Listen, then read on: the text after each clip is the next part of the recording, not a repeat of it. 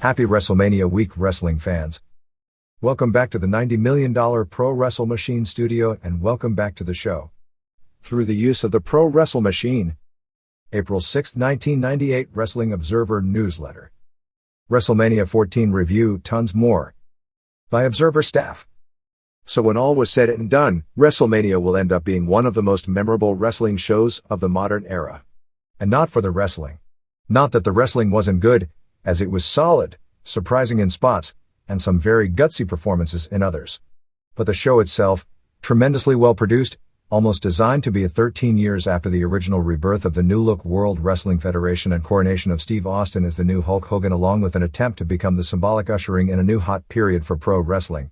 Of course, Austin realistically was given the spot as the WWF's top banana 1 year ago at WrestleMania, ironically in a match that he technically lost.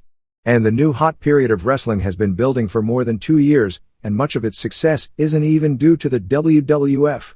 But 13 years ago, all wasn't as it seemed either when the original story was written. Mike Tyson's involvement, the big story, was limited and really predictable, even though most of the recent television was to create a swerve away from the obvious. If anyone wasn't a WWF fan and bought the show specifically for Tyson, they would have had to have been disappointed. Although by this point they should be used to it buying Tyson pay-per-view events. Probably most others may have been lured in by the Tyson name, and recognized afterwards his involvement was limited, but probably enjoyed the event as a show. Tyson, at ringside doing basically nothing the entire match, not even doing a tease except for one argument with Austin allowing Michaels to sneak up from behind, ran into the ring as the second ref, after original ref Mike Chioda was bumped, and counted the 3 after Austin delivered the Stone Cold Stunner on Shawn Michaels to win the WWF title. And like just about every ex-boxing superstar turned wrestling ref gimmick, he got to throw his knockout punch when the heel, Michaels, shoved him afterwards and tried to sucker him with the first punch. It's a story as old as time, from Jack Dempsey to Archie Moore to Ernie Shavers to Joe Louis, and will be repeated by the next generation of boxing champions and wrestling promoters.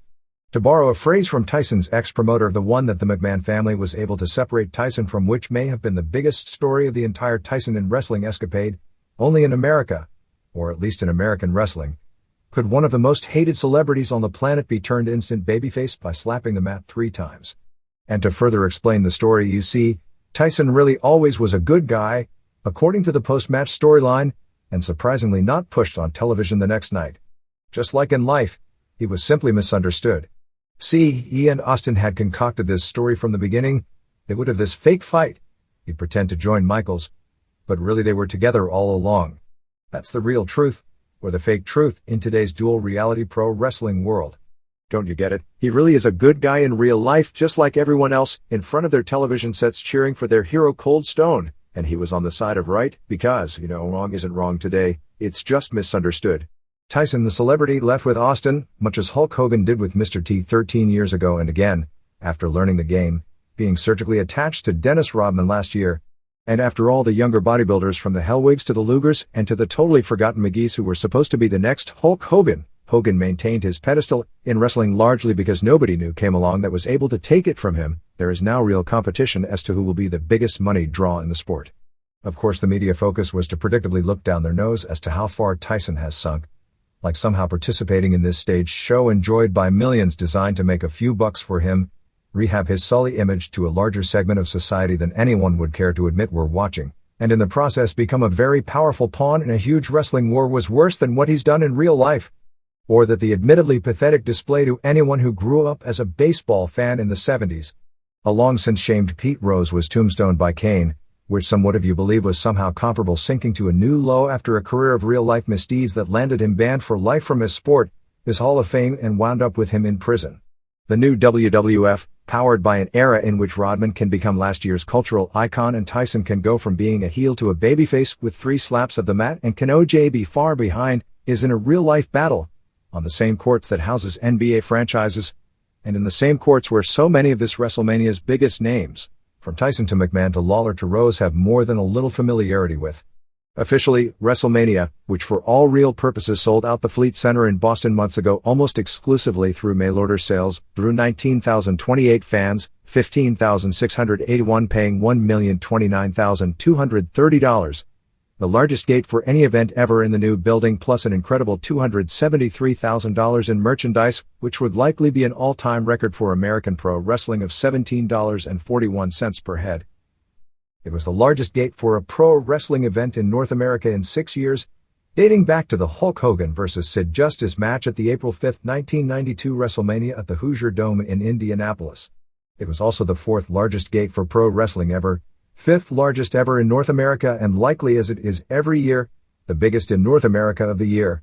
At press time, it is too early to get anything but preliminary figures, largely from satellite distributors and very early cable reports, but based on those projections, the buy rate appears to be along the lines of what Starrcade did, with preliminary estimates at between a 1.78 and a 2.0 buy rate, with more leaning toward the former. Unofficially, it appeared that Michaels, who went into the ring with a serious back injury that was believed to need surgery, tried to get out a classic performance. But perhaps the only stark reality in the show itself got in the way. While attempting to will himself to the level of classic matches that he's become famous for on big shows, Michaels re-injured his back early, gutted out a good, but not great match with a banged-up Austin. He had vertebrae damage going into the match, which no doubt was aggravated by the early bumps. The pain etched on his face, as if he was willing himself simply not to pass out before leaving center stage, and yet was still able to be entertaining, was the real story of the show. After the show, the reports were that he suffered a ruptured disc in his back and would be out of action for long enough, like 9 to 12 months, that there are no plans for his involvement anytime soon. The next night on television, he was largely written out of the script, with Hunter Hearst Helmsley taking over and creating a new DX. After spending the vast majority of the past year on the sidelines between injuries and temper tantrums, it is believed it will be a long time before the man who has often lived up his gimmick as the showstopper will be back in the show. So the showstopper heroics often reserved for Michaels would have to go elsewhere. But to of all people, Sable, the silicon-laden pinup wife of Mark Marrow, put in the ring as a participant for the first time, was the true show stealer, doing a wide variety of karate kicks that looked better than several WCW wrestlers whose gimmicks were originally supposed to be as martial artists. She wasn't in much. Thanks to some great work by her opposite number, Luna, she did what she could do, avoided what she couldn't, and in a match designed to allure fans by the promise of clothes ripping and nothing else, and delivered none of that. But fear no more, because the promise of clothes ripping is once again being dangled for the next pay-per-view. The wrestling itself was better than the vast majority of what is delivered by pros with years of experience. Women's Wrestling Reborn, built around women teasing they'll be stripping. I guess Glow and David McLean were simply 10 to 12 years ahead of their time, and Medusa's only mistake in her operations was not making them bigger and doing more angles with her clothes torn off. The use of the celebrities was most intriguing. Of course, Tyson, as the big star, had to be used as a rub for Austin. Rose, who was loudly booed coming out, accentuated that reaction by doing a heel monologue, bringing up a World Series from 23 years ago where his Cincinnati Reds beat the Boston Red Sox, until Kane came out and gave him a tombstone piledriver. Glenn Jacobs became the luckiest man in the wrestling business since Paul Ellering, being put with a gimmick that won't be allowed to fail, even though once his match with Undertaker got going, it was clear he had no substance. Jennifer Flowers, who looked far too old for the glamorous role she'd been given on the show, was there to allude to the sexual prowess of one Jeff Jarrett, as yet another attempt to make Jarrett a star, despite her looking more like she was Jarrett's mother than his lover. While there was a ton of media coverage, none was more important than a front-page story in the March 30th New York Times by Kirk Johnson. While negative newspaper stories are generally momentary annoyances in wrestling, the Times carries far more weight. The downfall of UFC, while blamed on many different people, can truly be blamed more than anything else on the series of negative stories over a one-week period in the Times, which directly led to the law in New York legalizing the sport being overturned, which resulted in the subsequent dropping of the shows by Time Warner and TCI. Pointing out the Times pro wrestling story missed the point, as did the UFC stories, is also missing the real point. The story, entitled Professional Wrestling Cuts Good Guys from the Script, led off with a parent, a die-hard wrestling fan, talking about not letting his 8-year-old daughter watch it because of the violence, bad language, and sexual overtones. The story didn't differentiate between WWF and WCW until the very end of the story, but did credit the appeal of Ultimate Fighting and Extreme Wrestling for the new direction of pro wrestling, saying WCW has borrowed less from those two entities, but criticized the WCW product for being more violent, while at the same time having its strongest growth in popularity over the past year among children and teenagers. It noted several incidents: Kane setting the stuntman on fire, the Brian Pillman Steve Austin gun angle, although not mentioning either by name, The Outlaws angle dumping Terry Funk and Cactus Jack off the platform in the dumpster and Kane using the tombstone on Pete Rose. Noted sports columnist Dave Anderson wrote the same story that has been and probably will be written every time a major athlete does a pro wrestling pay-per-view appearance to much media attention. As proof of human gullibility, the World Wrestling Federation announced the attendance at 19,028. The $1,029,230 gate was the highest one-day arena gross in Boston history, wrote Anderson, who said that Tyson was joined by Rose and Flowers in what he terms sports sacrilege, waxing poetically about the many great boxing shows in the old Boston Gardens promoted by Sam Silverman. There were a lot of high points to the show, trying to historically paint a picture of the WWF of the past and its legacy, with clips of Vince McMahon Sr., the man who in revisionist history invented the idea of popularizing pro wrestling through television 50 years ago, Bruno Sammartino and Hulk Hogan, and a great montage with former stars like Killer Kowalski, Ernie Ladd, Pat Patterson and Gorilla Monsoon talking about how they could never do the athletic feats of today's wrestlers and now they cheer for the current stars, again as a new way to try and paint the real stars of wrestling as the ones in WWF, as opposed to the stars of the past in WCW. The announcing saw Jim Ross at his best, which translated means pro wrestling announcing at its state-of-the-art level. He brought the main event, which was a good match, getting it over almost as the Stuff Classics are remembered as, and even made the poor semi-final match seem like two men in an epic performance. He blew by Jerry Lawler like a runaway train, not allowing him to get in the way of someone who, even more than Michaels, had decided this was his night to prove something. And what of the wrestling? There were a lot of banged-up wrestlers who did about as well as they could have. Michaels and Owen Hart had good matches when they really shouldn't have even been in the ring. Michaels probably paid a heavy price in doing so.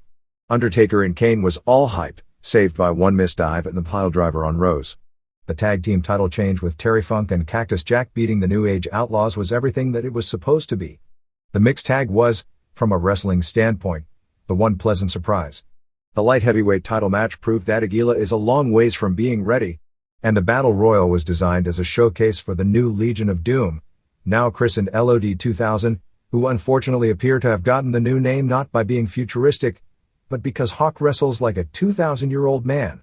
Still, almost anything in this environment can get over, and no matter how bad they may be in the ring, they'll survive through the sex appeal of Sonny and from their old reputation gained in another era, no different than the Hogans, Funks and Pipers of the world that the pot no doubt will call the kettle black about. Besides Michael's back injury, the other major real story was the condition of Earl Hebner, scheduled to take a bump in the main event.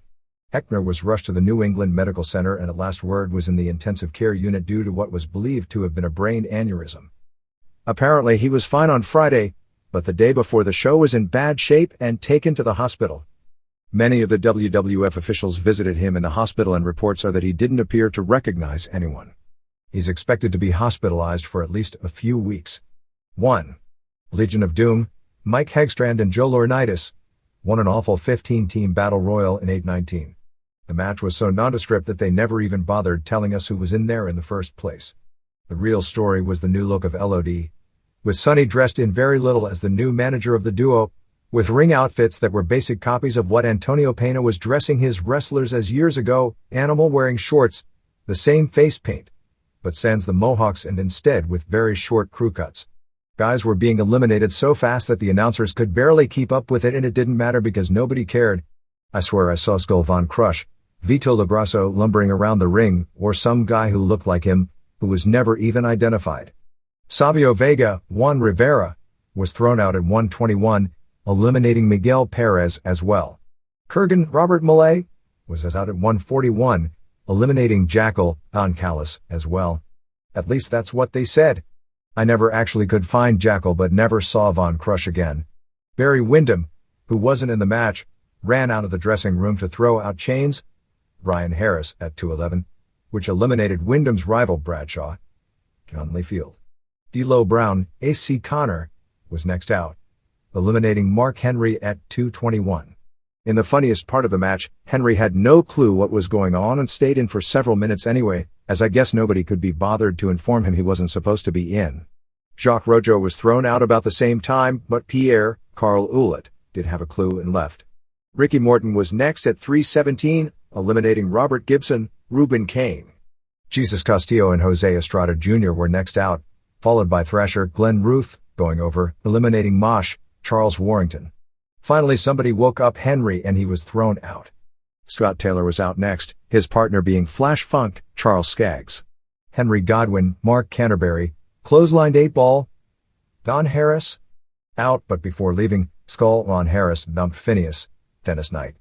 Probably a bunch of others were around including Farouk, Ron Simmons, and Charles Wright, and gone that were simply never mentioned, but it wound up with the new Midnight Express, Robert Howard and Mike Polchlepeek, and the LOD. Godwins ran in and hit LOD with buckets, but LOD came back and simultaneously clotheslined both Midnights out of the ring. To describe Hawk's performance in this match as awful would be to terribly demean every awful wrestler in history. -1.5 stars. 2. Takamichi Noku, Takao Yoshida, beat Aguila in 5:57. There were great flying moves, but Aguila needs to go to wrestling school. Except for his amazing flying ability, he's worse than a lot of people in their first pro match. Luckily this was just meant as an exhibition of spots, and it was that, but it paled in comparison with the worst lucha matches in WCW. Aguila, who actually turned 20 at the end of last year, they still called him 19, opened with an incredibly high moonsault off the top rope to the floor. Taka was said to have idolized Riki Choshu while growing up, which is likely true, although his ring name actually means something to the effect that he was going to be the next Takada. Anyway, he did his running springboard plancha. In between, Aguila showed he couldn't wrestle a lick with some of the most pathetic-looking chops, punches, kicks and selling that you'd ever see. Certainly on this level of a stage. But he did a running spinning tope that was mid-blowing. It was way too much to expect putting a guy with less than 1 year of real experience, and that being almost nothing but Lucha Trios matches where he just did his flying spots and got out, to do an American-style singles match at Wrestlemania, even limited to 6 minutes. Taka did about as good a job as possible of steadying the match, but it was a bad idea that couldn't be saved. Finish saw Aguila come off the top rope but was met with a dropkick, and then finished off with the Michinoku driver 2. 1/2 of 1 star. Jennifer Flowers did a backstage interview with Rocky Maivia basically asking what Maivia would do if he was in power. It was a little overboard and predictable, but Maivia's mannerisms are tremendous. 3. Hunter Hearst Helmsley, Paul Levesque, pinned Owen Hart in 11:29 to retain the European title. Chyna is now wearing makeup to attempt to soften her look a little. One of the newspaper reports after the show said that it was if they had taken the head of a woman and screwed it on a body of a man, which is nicer than what would have been said about her 2 months ago. After some arguing, she wound up handcuffed by Sergeant Slaughter. Hart actually took his cast off that day to get in the ring due to his bad ankle. It was clear he wasn't 100%, and that Helmsley was good but not great. Helmsley worked the ankle much of the match. Hart got a cut on the bridge of his nose. Hart came off the top with a dropkick and got a near fall with a belly-to-belly. Helmsley tried the flip into the turnbuckle spot but flipped early. Hart hit an Enzui-jiri but sold the ankle and was slow covering for the near fall. Helmsley hit a powerbomb off a Hurricane Rana. Helmsley teased the pedigree, but Hart escaped and teased a sharpshooter, but Helmsley kicked him off. Hart hit the buckles and fell back with a headbutt to Triple H's groin. Helmsley again tried a pedigree, but after a series of reversals, Hart again got the sharpshooter on. Chyna reached in and pulled Helmsley to the ropes for a break, and then threw powder in Slaughter's eyes and gave Hart a low blow. Hart was distracted by this and Helmsley hit him with a knee to the back. As he was staggered, Chyna hit Hart with a low blow and Helmsley finally hit the pedigree for the pin. After the match, Chyna threw a few forearms at the Sarge and threw him over the guardrail. 3 stars. 4.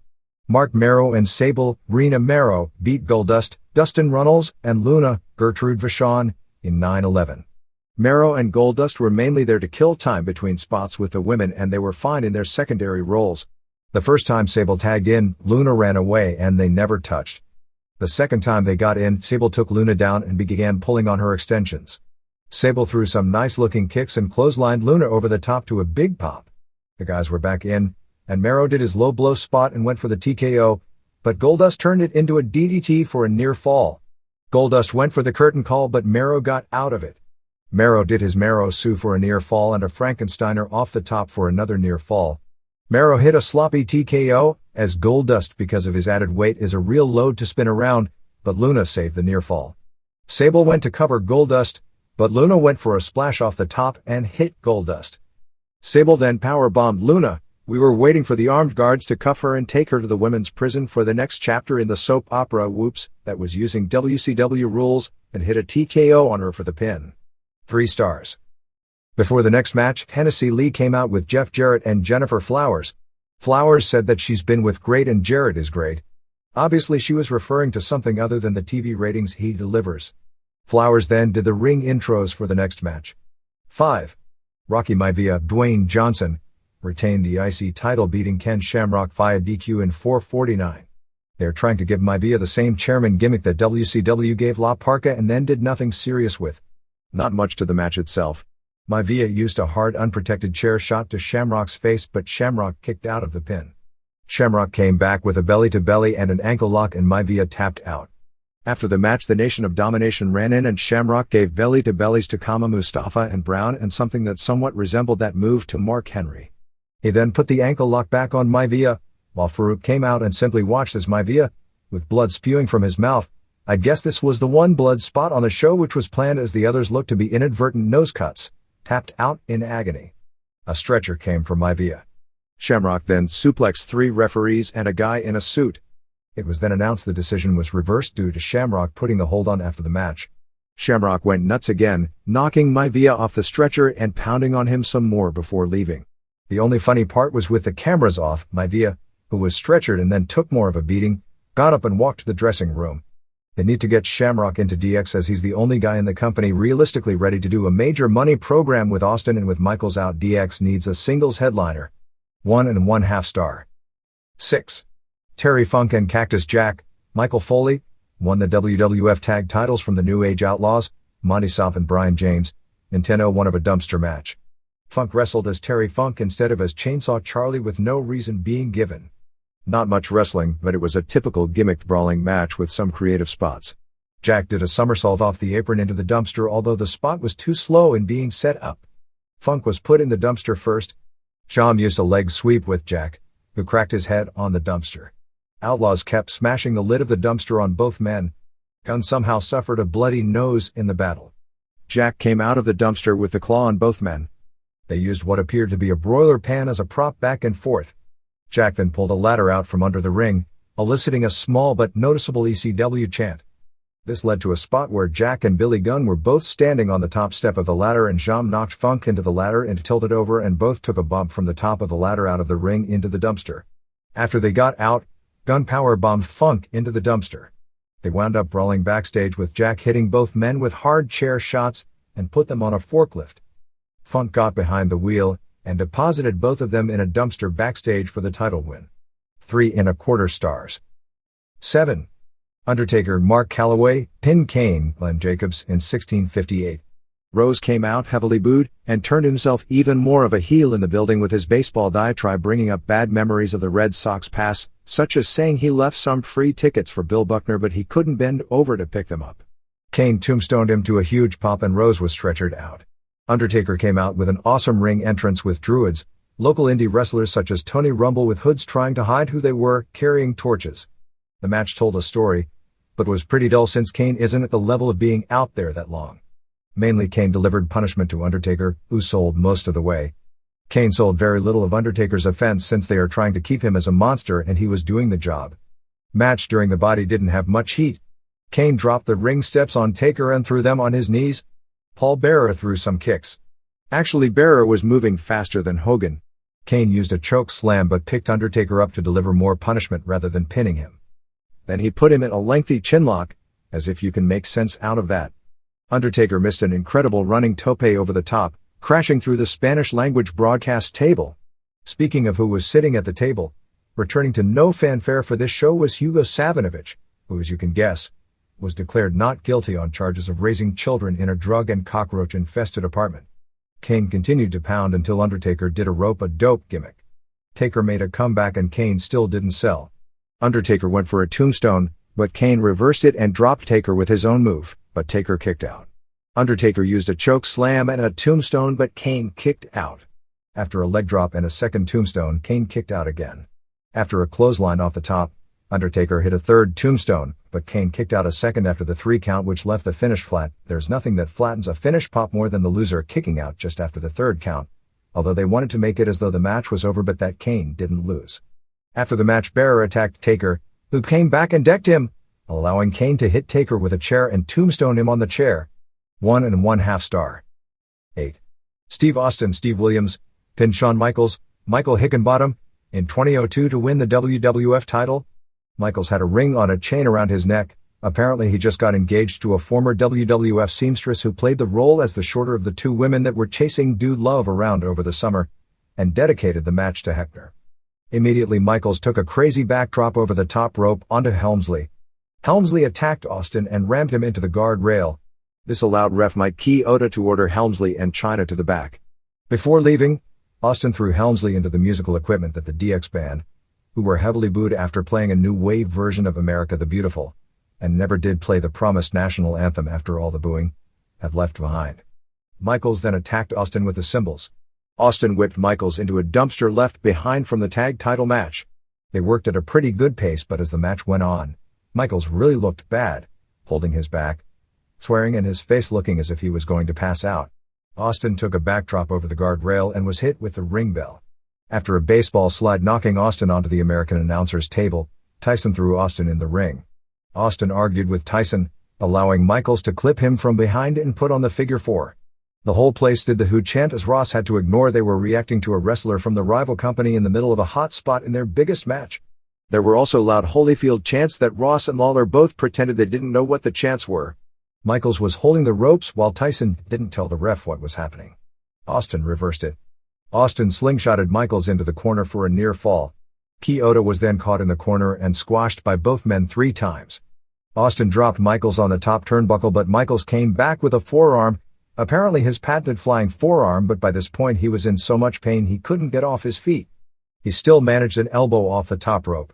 Michaels went for the super kick, but Austin ducked. Austin went for the stunner, but Michaels slipped away. Michaels went for the kick again, but Austin caught the foot and then hit the stunner. Tyson jumped in the ring and counted the fall for the win.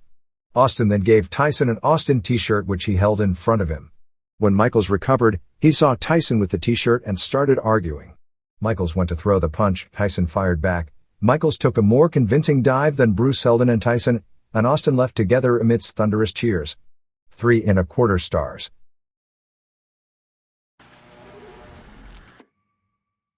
The single most influential pro wrestler of the modern era is expected to have his final match this week. Antonio Inoki, Kanji Inoki, at age 55, has his retirement match scheduled for April 4th at the Tokyo Dome against the winner of a 4-man tournament that will be held earlier in the show. The show, which sold out at least 2 weeks in advance, is expected to draw the largest crowd in the history of Japanese wrestling and an all-time record live gate, with some reports that they will somehow get 70,000 fans in the building, which would be the biggest crowd for any event in the history of the Tokyo Dome. Having been in that building many times, I don't believe putting that many in the building is actually possible. TV Asahi, the network that has been televising New Japan Pro Wrestling since its inception, announced that the top matches on the card would air in prime time as part of a 2-hour special on April 6th starting at 7 p.m. Akira Maeda and Nobuhiko Takada, both of whom started out with New Japan Pro Wrestling before becoming national idols as worked shoot fighters, will be appearing as special guests on television along with Muhammad Ali, Willem Ruska, a winner of 2 Olympic judo gold medals who later became a pro wrestler after a famous mixed match with Inoki, and Bob Backlund, who Inoki won the WWF title from in 1979, who will be at the live show. Tapes of the June 25, 1976 Inoki vs. Ali match, at the time the single biggest event ever held in pro wrestling, which drew a Super Bowl-like rating when it first aired in Japan and was broadcast to arenas around the world on closed circuit, will be on the show. It is expected to draw the largest audience on the first run for any wrestling match this year. Inoki, who began his career as a protege of Rikidozan, the Babe Ruth of Japanese pro wrestling, in 1960 after being discovered as a track star in Brazil. He was born in Japan but has finally migrated to Brazil when he was a teenager. Shaped the pro wrestling landscape in a manner that no other modern-era wrestler can ever come close to. Realistically, the World Wrestling Federation would have succeeded nationally and later internationally with or without Hulk Hogan as its standard bearer. And the steroid era that he ushered in was going to be ushered in as long as Vince McMahon was the promoter, even if his success, without question, sped up the process. Inoki, on the other hand, changed the entire wrestling and the martial arts world, for both better and for worse. Without Inoki, there would be no New Japan Pro Wrestling. Without Inoki, the course of history of Japanese pro wrestling would be so different that it wouldn't even be imaginable. Without Inoki, shoot fighting would probably not even exist as a sport. And without Inoki, if it did, it probably would be a lot less worked. Without Inoki popularizing the promotion versus promotion angle in Japan, which dates back to a March 19, 1974 match against rival promotion champion Shozo Kobayashi, that Eric Bischoff would see and bring stateside, and later the group's predecessor to today's gangs, there would be no NWO, nor a DX. Modern mixed martial arts actually dates back to a worked match between Inoki and Ruska on February 6, 1976, and was popularized and destroyed for decades in a shoot match against Ali, which was an uneventful 15-round draw with very little action. He was the first promoter to make Hogan a superstar and the first promoter to bring legitimate Russian athletic stars to the professional stage. He was the first promoter to book a wrestling show at the Tokyo Dome. He was the first wrestling promoter to run a show in the now-defunct Soviet Union and Red China, and to have promoted and headlined before the largest wrestling crowd of all time, 190,000 fans on April 29, 1995 for his match with Ric Flair in Pyongyang, North Korea at Mayday Stadium. Some would go so far as to say as without Inoki, there would be no UFC, although my belief is that isn't the case, although the direction of the UFC would be completely different because without Inoki and numerous sports from Shudo to Pancrase would have never existed, nor would Japan become a hotbed for Vale Tudo. All the players responsible from every level of taking worked pro wrestling to a more and more realistic look, all the way to actually being real, whether they be Karl Gotch, Maeda, Takada, Satoru Sayama, Masakatsu Funaki and Minoru Suzuki were all either brought to prominence by Inoki, trained directly under him, and many grew up idolizing him personally. The evolution of pro wrestling would have never brought it to Pancrase, which was responsible for Lion's Den, Ken Shamrock, and ultimately many of the stars of UFC. The world of wrestling has changed in many ways in 38 years, but no pro wrestler was even close to as influential in its many changes. This is not to say Inoki was a great man, only that he was a charismatic man who through being well promoted had some great accomplishments, most of them worked.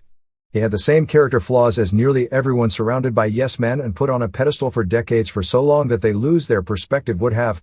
And his influence was largely due to having Hisashi Shinma, the booker for New Japan during its glory years and Inoki's personal business manager, running interference and taking the dives for him. He, with Shinma's help, was able to take his wrestling fame to the Japanese House of Diet, Senate, where he nearly got himself impeached due to the belief he could lie about anything and people would believe it. And ultimately, for every time it looked like his career in the public spotlight was over, he somehow rebounded, each time more popular than ever.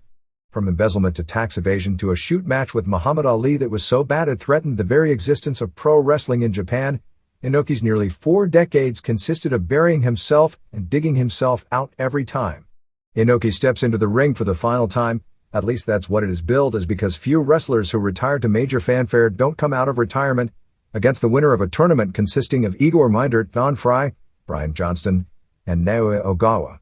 Afterwards, he is expected to formulate a shooter's promotion with himself as the figurehead leader, largely to be another NWO-like promotional rival of New Japan Pro Wrestling, the company that he originally created in 1972. On the other side of the coin, All Japan's woes promoting its first Tokyo Dome show ever on May 1st continued with the announcement that its network, Nippon TV, would not air the show as a live 2-hour primetime special as was the original plan. Due to the lineup being considered a major disappointment, Nippon TV announced this past week that the Dome show would instead air in All Japan's normal time slot, on May 3rd, for a 1-hour special. The regular show lasts 30 minutes, airing after midnight. The signing of Shawn Waltman by the World Wrestling Federation and his subsequent debut with a shoot interview on Raw on March 30th from Albany, New York may look from the outside like WWF and WCW are setting up the beginning stages of an inter-promotional feud. But actually the real-life business rivalry has now taken center stage on television to the contrived feuds the companies create to sell tickets. Waltman, fired 3 weeks earlier by WCW as a pawn in the tension between his friends, Kevin Nash and Scott Hall, and the WCW power base of Hulk Hogan and Eric Bischoff, agreed to terms about 1 week before his WWF debut for a 4-year contract with a maximum of 15 working dates per month and a downside guarantee of between $300,000 and $350,000 per year, a solid raise from the $250,000 he had been earning with WCW on a contract that still had 18 months remaining. Waltman opened negotiations with Jim Ross and Ed Kaufman at the WWF almost immediately upon receiving the surprising FedEx of his termination sent by Nick Lambros of WCW to his home in Minneapolis, where he was recuperating from a broken neck. The firing was such a spur-of-the-moment deal that later that same evening the announcers, who weren't even aware of what was going on, were still plugging him for public appearances for first-day on-sale dates that weekend. The original offer by the WWF was a downside guarantee which would have represented a huge cut from his WCW salary and was only around half of the offer they came back with. That first offer sent a clear message to many in WCW that were unhappy about their positions, that while they could go to WWF, they'd be guaranteed a lot less money and more dates to do so. Bischoff had indicated to Nash that he'd be willing to rehire Waltman, but over the 2-week period after termination, not one member of the WCW office ever contacted him, with the apparent belief in the company that he needed to call them. Waltman, naturally, was bitter about the company and Bischoff in particular's treatment of him, since this came on the heels of a firing several months earlier by Bischoff, who is known for teasing firings to get people's attention, and being told to tone down his act, crotch chopping and bronco riding, as WCW was trying to distance itself from the more vulgar WWF. His attorney, Barry Bloom, who still has a tenuous relationship with the WWF due to his being a key witness in the Jesse Ventura lawsuit that the WWF suffered a major courtroom loss in, steered Waltman toward Elliot Pollock to handle the deal, and as time went on, WWF drastically changed its offer and both sides came to an agreement on March 23 for a March 30 start. More than just signing Waltman, this sent a major message throughout the industry that WWF was willing to pay what had become market value for top talent rather than publicly cry during a period of economic boom about the amounts of money their competition was throwing around. By offering Waltman what amounted to a raise of a minimum of $50,000 to $100,000 per year with the possibility of earning more than that and putting in a limit on how many dates he could work per month, although as many wrestlers in both companies have come to find out at the end of the year, they wind up working more than their contractually agreed upon maximum dates. By immediately featuring him, at maybe 195 pounds, in a big way as a major part of its top heel group, the WWF sent another messages to all the smaller talented wrestlers like Chris Benoit, Rey Mysterio Jr. and Chris Jericho types that have reasons to consider employment elsewhere if the finances are similar. The feeling in the industry all along was that the WWF, with less named talent locking up the top positions, was far better for upward mobility and in getting over new talent. But while a chance at main events may have awaited many mid-card WCW talent if they should leave, there were no guarantees. The WWF still has yet to prove it knows how to push smaller wrestlers, Shawn Michaels being the noted exception, and the booking of Taka Michinoku in the entire light heavyweight division has been to this point a comedic example of taking things WCW hasn't done well, and copying almost all of the bad and none of the good. Those wrestlers also wouldn't have the same kind of variety of great working foes to bring out the best in them. The belief, before WWF offered Waltman more than he was earning at WCW, was that they would be working far more dates and making less to do so, something those in WCW hierarchy were counting on as their ultimate ace in the hole. Still, with all those potential drawbacks, many have talked, due to their treatment and general unhappiness with Bischoff and Hogan and the politics, and they'd be willing to take their chances when their deals expire. In particular, an incident several months back when Guerrero asked for his release and Bischoff, under so much stress for all avenues, got mad, threatened him with legal action should he try and work elsewhere, and supposedly threw a cup of coffee against a wall, which, as the story goes, he later apologized for, but it's a story being repeated to death in WCW. When it became apparent that Waltman had agreed to go to the WWF, WCW decided to use it as part of an angle since Hogan had agreed to work a program based on their problems with Nash as kind of a compromise for them to get along from a business standpoint. On Thunder on March 26, they continued the Hogan-Nash angle with Nash asking why Six no longer had a job and why Scott Hall wasn't allowed on television, and Hogan replied that Six couldn't hang with the big dogs and then asked Nash since he was Hall's best friend, he wanted to know where Hall was, and Nash weakly answered that he wasn't here. This interview was replayed all weekend, almost as a lead-in to Waltman's interview on Raw 4 days later.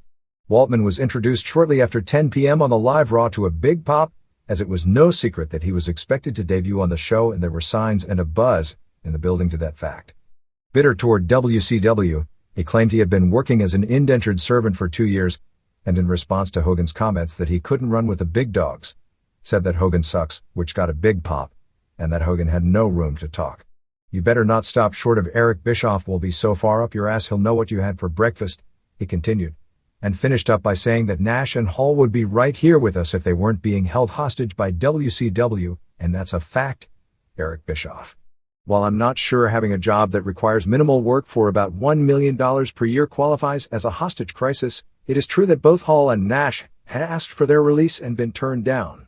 And one would have to think under the current economic situations and their potential value that despite all the problems they've caused in WCW and caused in WWF in the past, the WWF would come very close to equaling their deal should they have gotten that release, because they would both be far more valuable at this point in time than they ever were in the past. For those on both sides whose contracts expire, salary levels for top stars in this industry should escalate greatly over a short period of time, because WCW will probably be willing to raise the ante another level if WWF is raising the ante itself. This would allow wrestlers to benefit from the same market forces that have benefited athletes in most other sports of the same level of popularity due to the current booming economy and a somewhat limited number of truly marketable or talented stars in a business that is star-driven. It is also time for the wrestlers to unionize, particularly when it comes to receiving full medical plans. If the top stars in either company stick together, neither company is going to want to shut things down when business is so strong, and the public will be sympathetic when it comes to medical coverage, because one thing that has changed over the past year is people understand that the injuries in this profession are real and it is a dangerous job, and there is more respect by the public for wrestling stardom, although maybe not talent, than at any time in the past. Today's wrestlers only need to look at the plight of their predecessors that were in the same position to see a crystal ball of their potential future, and the current demands make the physical long-term damage, both drug and bump-induced, even more severe over the long haul.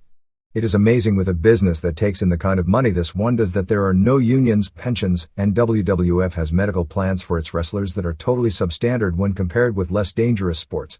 There's an inherent lack of trust among wrestlers due to the nature of the profession when it comes to money promised for the future actually being paid. Take no look any farther than the famous Bret Hart 20-year contract. So there is the mentality that attempting to get a pension is fruitless, because even if it is won in negotiations, it won't be delivered for whatever reason when the time comes, and the drawing power of the individuals has long since passed.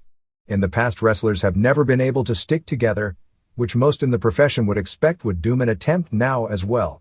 WCW wrestlers couldn't even get close to sticking together on the issue of Hogan building the entire company around him, which is something that affected every one of them today. So it's hard to believe they'd be able to organize today over items far into the future. But the timing has never been better. Waltman, who is called the Kid by Jim Ross on television but is expected to use the ring name X-Pac. He wanted 6-Pac, but with the WWF suing WCW for supposedly stealing characters created and licensed by Titan, using almost the exact same name. Even if WCW didn't trademark it and fired him, could work against them in court, has never been considered strong on interviews in the past. But it was clear he had something to say and wanted to be heard, and did a hell of a job. He also went crazy later in the show doing a run-in to enable the New Age Outlaws, who joined DX later in the show, to regain the WWF tag titles from Cactus Jack and Terry Funk, doing months worth of crotch shopping and bronco riding in minutes. Waltman got physically involved in the finish, with some chair shots and throwing some kicks, but isn't going to be allowed to wrestle for about 2 more months. It was one of the biggest Monday Night Wars to date. WWF was coming off its most publicized show in years with a ton of momentum, and also had by far the superior show. It was also the raunchiest ever, filled with bad language and deviant behavior at a level that no national promotion has gone, with hype for a ring surrounded by fire match between Undertaker and Kane, and a clothes-tearing match between Sable and Luna for the next pay-per-view called Unforgiven on April 26th in Greensboro. The ring surrounded by fire, called an Inferno match, was invented in Puerto Rico many years ago for a match with Carlos Colon and Hercules Ayala, which was something of a visual spectacle. It was then taken to Japan, where after a match involving Atsushi Onita the Sheik and Sabu, where the ring caught on fire and all the wrestlers suffered serious burns and Sheik nearly died, it was never held again in that country. It's almost mind-boggling that the standards in this country will have been taken to the level that the WWF would do something like that. But the truth is, the idea of a baseball bat match has pretty violent overtones as well. In addition to that and the tag title change, the show featured the introductions of Waltman, Dan Severn, in a Bubba Rogers-like Jim Cornette bodyguard role, the original DX from Japan, Dick Togo, men's Teo and Shoichi Funaki, who looked like 3 Mexican midgets running into the ring and destroying Taka Michinoku, who had already been jobbed out and exposed by Mark Marrow in 90 seconds, and to take sleaziest to a new level, Val Venis, Shawn Couples aka Morley doing a porn star gimmick talking about his movie Live Hard and how he is going to penetrate the WWF. WCW countered with a sellout crowd in Chicago, but a dull show overall, headlined by Nash and Randy Savage vs. Sting and Lex Luger, and a Hulk Hogan vs. Roddy Piper match which was considerably worse than their legendary cage match of last year. Due to a computer problem at Nielsen, ratings weren't available at press time. Bischoff spoke to the wrestlers recently, in an apparent attempt to have a reason for Waltman being fired, since the entire situation internally has been considered by most as a black eye for the company, saying that any wrestler out of action for more than 6 months due to an injury might be let go. This contradicts, at least in several wrestlers' opinion, what Bischoff said shortly after the death of Brian Pillman, where he claimed that no wrestler would ever be fired for taking time off for a legitimate injury or to go into rehab to take care of addictions. Waltman had explored suing WCW since he still had about 18 months left on his contract when he was terminated for what on the surface appeared to be reasons that wouldn't hold up. A lot depends on Georgia law, because the fact he was able to get a new job for more money means that he actually wasn't financially damaged by the unfair termination, which could limit or result in no damages being assessed in court even if WCW was found to have wrongly terminated him. NHB lost yet another political fight this past week when an IFC show scheduled for March 28 in Nashville was canceled after months of preparation. Chancellor Judge Irvin Gilchrist Jr. of Nashville ruled the day before the scheduled event that he would not overturn an injunction the state had gotten against the show because the IFC had failed to meet the criteria for showing that the cancellation would do irreparable harm. Gilchrist ruled that economic distress didn't meet the irreparable harm standard because if the state had wronged the company could take the state to court and receive economic compensation in a later lawsuit if it could prove itself wronged. Gilchrist refused to hear any witnesses for the IFC, including Dan Severn, who was brought in to testify. Jeff Hargis, a local boxing promoter, was to be the IFC's local promoter, had approached Thomas Patrick, who had been his contact within the State Athletic Commission when he promoted boxing back in July. Patrick had publicly stated that the commission was sanctioning the event and worked with IFC in working out one rule change, that the fighters had to wear 8-ounce gloves instead of the NHB standard 5.5-ounce grappling gloves. To get around the standard, the extra 2.5 ounces of padding were going to be around the wrist, so in actuality both sides had agreed to a technicality compromise. However, lawyers for the state claimed that Patrick was the administrator for the state's advisory board on boxing, but had no authority when it came to sanctioning, even though within boxing he had been acting in that role. Former UWFI pro wrestlers Gene Libre and Billy Scott, who was booked to appear on this show, were in court to testify that they had already participated in similar style matches, without gloves, in Nashville on boxing shows. In fact, Libre faced Masahito Kakihara on a show headlined by Randall Tex Cobb versus Mark Gastineau. Apparently in the wake of the death of Douglas Dedge, the Attorney General in Tennessee claimed that the Athletic Commission didn't have jurisdiction over such an event. As the week went on, the state went to court to get a restraining order against the event. And days before the event, the Athletic Commission sent the promoter a letter claiming that the event was illegal and sanctioning had been revoked. The commission listed 4 grounds for cancellation even though all rules had been agreed to months in advance. 1. The event would be contested with only 4 weight classes as opposed to 14 for boxing, although tough man events with 2 weight classes have been routinely approved. 2. The event was held without rounds as in boxing. 3. State law in boxing mandates at least 2 days between professional fights and they had a tournament scheduled which would require first-round winners to fight again that night. And 4. There could be no mixing of striking and wrestling. The promoters were willing to agree to fall under the first 3 guidelines at the last minute, adding more weight classes, dropping the tournament in favor of nothing but single fights, and fighting with rounds, but the 4th one changed the entire nature of the event and couldn't be agreed to, although the rules were specifically put in place to stop the event and not to change the event. Similar to the last-minute rule changes the New York State Athletic Commission attempted to impose last year on the UFC event scheduled for Niagara Falls that was moved literally at the last minute to Dothan, Alabama. The IFC was talking of filing a lawsuit against both the city of Nashville and state of Tennessee, similar to the lawsuit currently ongoing that UFC filed against the state of New York for monies lost in its last-minute cancellation. Puerto Rico. The biggest story revolves around the arrest of Soldalina Vargas, many-time WWC Women's Champion La Tigresa, on February 25 as part of a gang, which included her boyfriend and her mother, that allegedly trafficked heroin and cocaine in the state penitentiary. The story received enough media play that the promotion and the commission both addressed it strongly on television. El Profe, the WWC babyface television announcer, said that the wrestling company was as surprised as the fans by the news and that La Tigresa had never shown any kind of negative behavior when she worked for the company, but pointed out she hadn't worked for Capital Sports in more than 6 months. Profe claimed that wrestling in Puerto Rico is run by both Capital Sports and the Boxing and Wrestling Commission of Puerto Rico, and to get licensed you have to pass a drug test which includes anabolic steroids and all other illegal drugs. He claimed the commission drug tests randomly at the shows, and that the wrestlers are also tested for HIV. He claimed that anyone with drug problems, a criminal record, or in poor physical health can't wrestle in Puerto Rico. He then strongly urged fans and viewers to say no to drugs. Invader number 1, the part owner of the company, also addressed this situation, urging everyone to say no to drugs.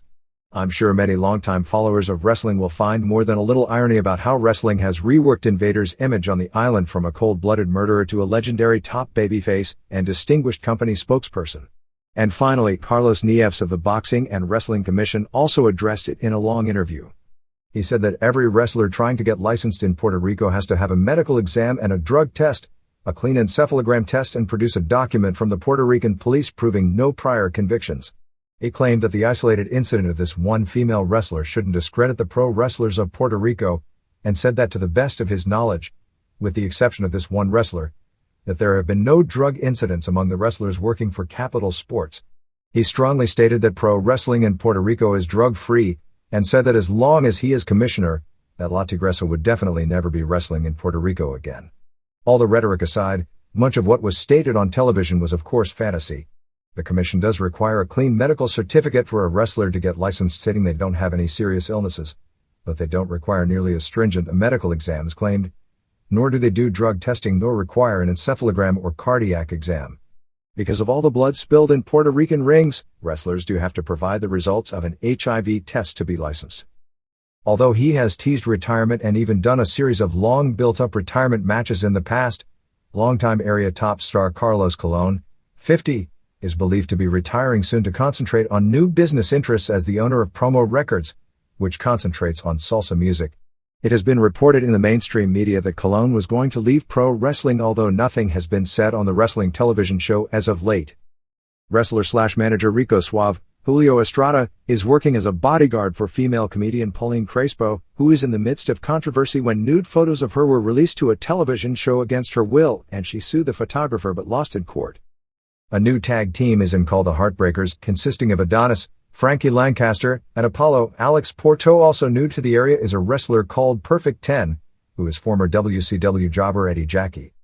There was a one-night tournament on March 22nd in Caguas to crown new WWC tag champs with Colon and Ray Gonzalez, El Solitario, and El Nene, Invaders number 1 and number 3, Johnny Rivera, last seen in the promotion in 1996, Vidal Sierra and Perfect 10, Ricky Santana and Glamour Boy Shane, who were expected to win since Santana is the booker, Headhunters, Chris and Mark Youngblood and Heartbreakers.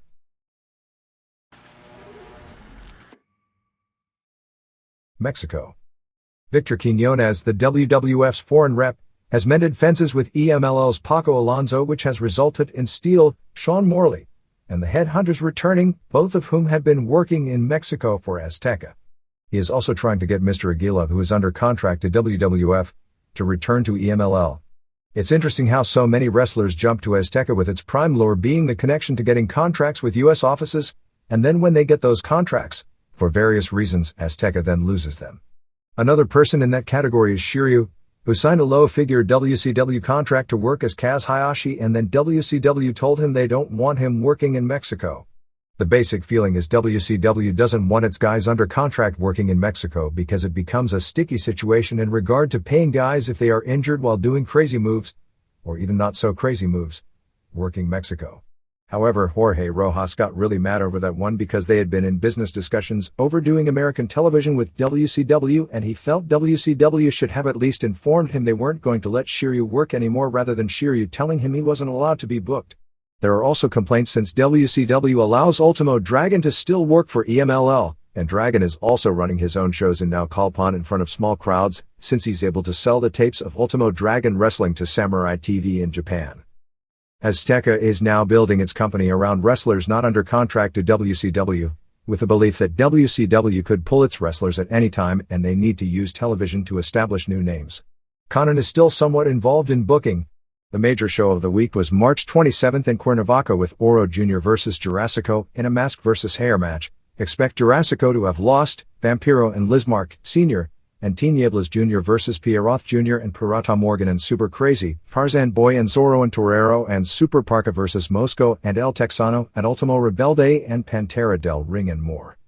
Arena Mexico on March 27 was headlined by Emilio Charles Jr. and Headhunters vs. Apollo Dantes and Dr. Wagner Jr. and El Satánico, Rayo de Jalisco Jr. and La Fiera and Tigre Blanco vs. Los Hermanos Dinamita and Ultimo Dragon and Brazo de Plata and Brazo de Oro vs. Gran Marcus Jr. and Black Warrior and Blue Panther. A major AAA show was that night in Querétaro with Pero Aguayo and Octagon and Heavy Metal vs. Fuerza Guerrera and Sangre Chicana and Abismo Negro and Pero Aguayo Jr. and La Parca Jr. and Blue Demon Jr. and Mascara Sagrada Jr. vs. Los Payasos. Vampiro Tarzan Boy Cien Caras Super Crazy, Mosco de la Merced, Humberto Garza, Salcero and Jerry Estrada all worked on March 24 in Houston for the Latin Wrestling Federation, which is running weekly.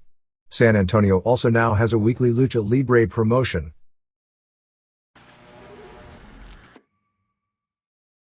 All Japan.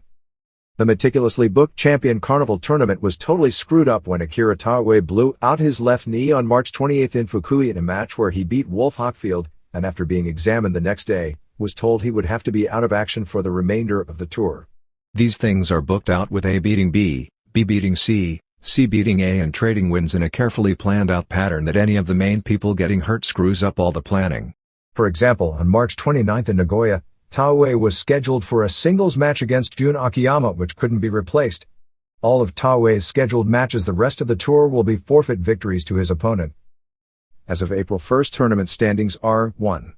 Stan Hansen 5-1-0. 2. Steve Williams 3-1-0. 3. Kenta Kobashi 4-1-1. 4. Toshiaki Kawada 3-1-1. 5. Jun Akiyama 4-2-1. 6. Mitsuharu Misawa 2-1-2. 7. Gary Albright 2-2-0 and Taue 3-3-0 and sinking fast. 9. Wolf Hockfield 1-2-1. 10. Johnny Ace 0-2-1. 11. Jun Izumida 0-3-0 and 12. Giant Kimala 2 and Takao Mori 0-4-0. Top 2-point getters meet for the championship on April 18 at Budokan Hall. This year's tour has been pretty successful as they're packing most of the smaller buildings. The tour's biggest show before the finals, on March 29 in Nagoya, drew 6,350 in an 11,000-seat arena for the Misawa vs. Kawada tournament match which went to a 30-minute draw, as it does most years, which is logical since it is setting up a no-time limit match at the Tokyo Dome. Misawa was coming off another 30-minute draw on March 27 in Nagaoka against Akiyama. The other major result of the week was in Nagaoka before a sellout 3,200 where Kobashi, on his 31st birthday, pinned Kawada in 11:34 with a lariat, making it the first time ever that Kobashi had ever pinned Kawada in a singles match. With the exception of last year's Carnival Final Triangle match, where Kawada pinned Kobashi, the two had wrestled 5 consecutive matches from 1995 through 1997 that were time limit draws. 3 were 30-minute bouts as their annual singles bout as part of the Carnival tournament, and 2 others were Triple Crown title matches, January 10, 1995 in Osaka and October 15, 1996 at Budokan Hall, that were both 60 minutes, with the Osaka match among the greatest wrestling matches of all time. After all those long matches, the short match was a change of pace, but that was likely because they had to do something different since Misawa and Akiyama had just finished the long match. Nagaoka is now considered Kobashi's city, because last year in the same building on the Carnival Tour was his first pinfall win over Misawa. Kobashi has now at one time or another beaten every major star in the promotion in a singles match as Kawada was the last one on his list. This week's Carnival matches saw on March 25 in Odawara before a sellout 2,500, Hockfield pinned Izumida in 12 minutes, Akiyama pinned Kimala 2 with an exploder in 10:43, Hansen pinned Ace in 10:18 with a lariat and Misawa pinned Albright in 12:35. March 26 in Chiba before a sellout 2,400 had Albright beat Kimala 2 in 8:48 with an armbar, Hansen pinned Izumida in 7:22 with a lariat, Williams pinned Taue and Kawada pinned Akiyama in 18:01 with a brainbuster. March 27 in Nagaoka, besides Kobashi over Kawada and Misawa drawing Akiyama, had Williams pin Ace in 10:14 with a Dr. Bomb. March 28 in Fukui before 2,560 had Williams over Kimala 2 in 11:50, Hansen pinned Amori in 10:52, Taue pinned Hockfield in 6:23. No doubt cut short due to Taue blowing out his knee, and Albright pinned Kobashi in 13:58. March 29th in Nagoya. Besides Misawa drawing Kawada and Akiyama getting the forfeit on Taue, had Kobashi beat Omori in 1242 with a lariat, and Hansen pinned Williams in 1858 with a lariat. And March 31st in Osaka before 2,350 saw Akiyama pin Omori in 1741 with a urinage, and Misawa pinned Izumida in 1134 with a tiger driver, and the scheduled main event didn't take place as Kobashi got the forfeit on Taue. Reportedly, the first 15,000 to 20,000 tickets for the May 1st Dome show moved very quickly among the regular Budokan Hall crowd, but sales have really slowed up. All 6,000 ringside floor tickets priced at 30,000 yen, $250, and all 7,000 of the 5,000 yen third deck tickets, $42, are gone, so they already have enough in to make the show profitable. Kobashi will be reforming the Get group probably on the next tour. It was going to be a highly pushed grouping of Kobashi, Ace, and the Patriot, but after the first tour being pushed heavily, Patriot quit All Japan for WWF. At the time they used Johnny Smith for a while as the third member, but it just faded out. It appears the new Get group will be Kobashi, Ace, Smith, who has gained a lot of popularity over the past year as he's actually the best worker of the foreigners in the promotion now, and Omori. March 8th TV show did a 2.7 rating. New Japan. Keiji Muto will be undergoing reconstructive surgery on his left knee on April 13th and is expected to be out of action until the G1 Climax tournament in August. He's putting off the surgery until after the Tokyo Dome show since it's important he works the big show and likely drops the tag team titles with Masahiro Chono to Shinya Hashimoto and Osamu Nishimura. Muto had 2 previous surgeries on his right knee, thus had been using the left knee to take the brunt of the impact on his moonsaults for years. He said that tests had shown he had lost 30% of his strength in the left knee. The damage of doing almost 14 years of moonsaults and being 35 appears to have taken its toll, as the feeling is when he returns, he may have to retire the moonsault as his finisher in favor of a dragon screw into a figure 4 combination. The damage in both knees probably also explains his major decline in the ring over the past year. This is similar to All Japan's Kobashi, who has already had to retire his moonsault as a finisher in favor of a lariat due to bad knees at an even younger age. There are reports that the first mixed match between K1 and New Japan will be on August 8th at the Nagoya Dome between Kensuke Sasaki vs. K1's Nobuaki Kikuta, who is not a K1 headliner. New Japan finished its tour on March 24th and ran 2 small shows at hotels at ski resorts on March 27th and March 28th. Genichiro Tenryu and Shiro Koshinaka will form a headline tag team on the next tour, which begins April 13th, feuding with both New Japan and NWO in regard to the WCW/New Japan business dealings and Eric Bischoff going to Japan for Antonio Inoki's retirement show. There is a belief going in that as long as Bischoff takes Sonny Wanu out of the picture, that New Japan would be willing to continue the relationship. March 7th TV did a 1.6 rating.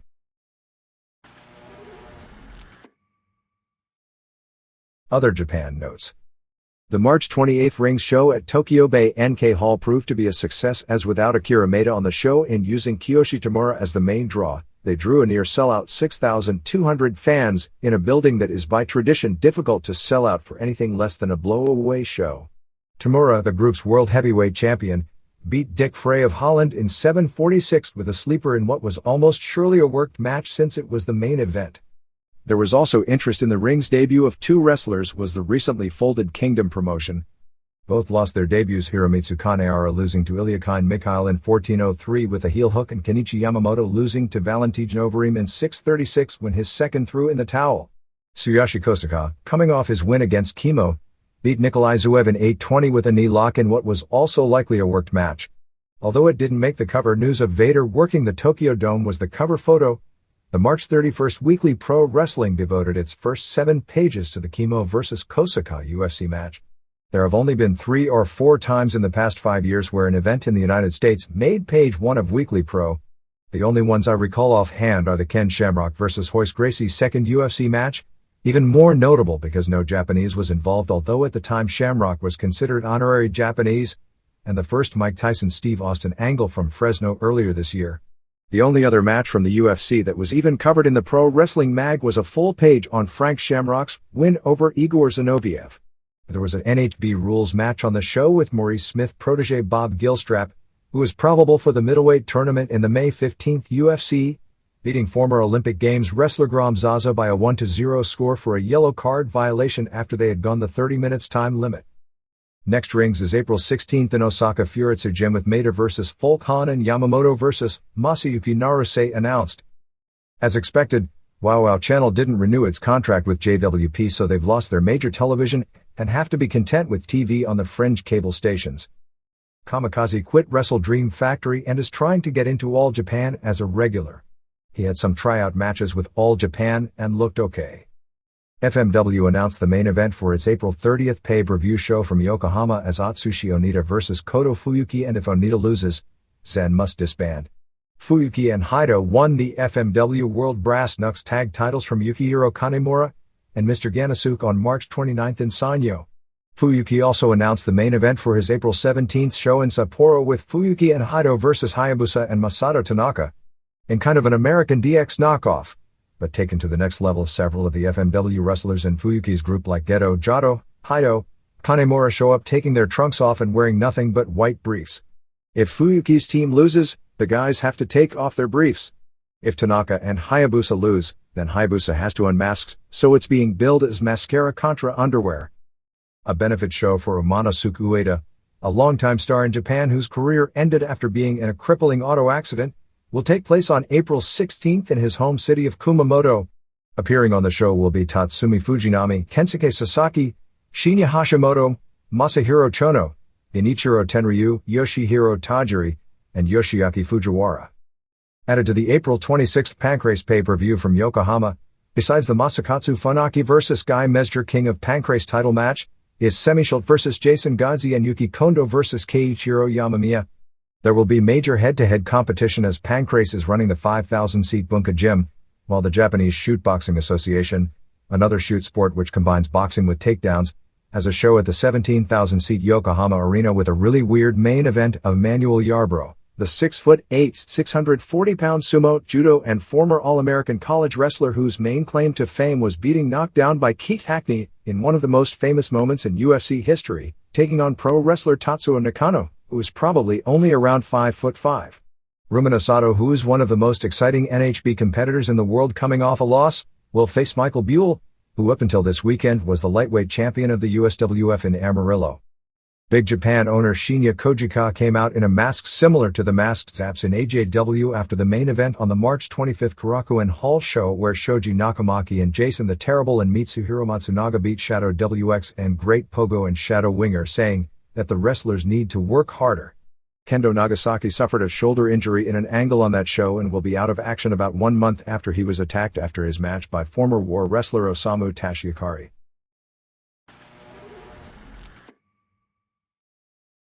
Here and there.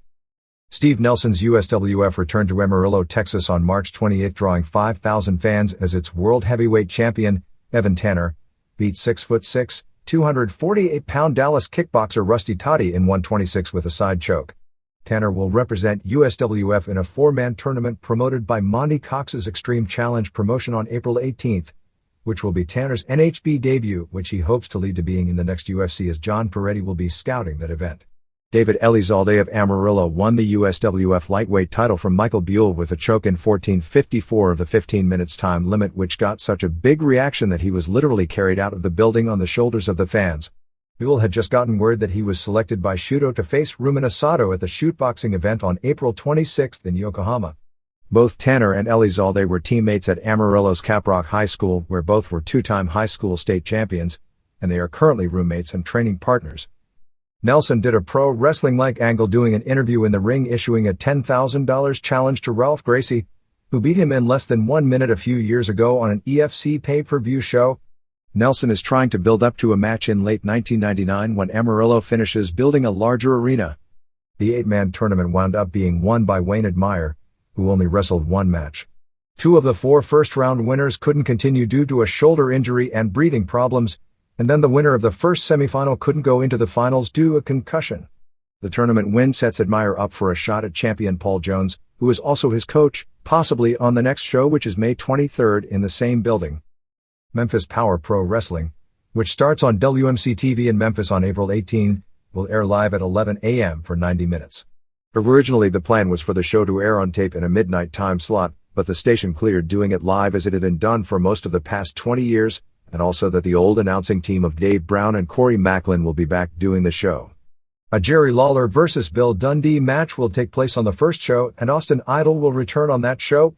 Plus there will be taped interviews with Jeff Jarrett, Rock, and Roll Express, Jim Cornette, and New Age Outlaws.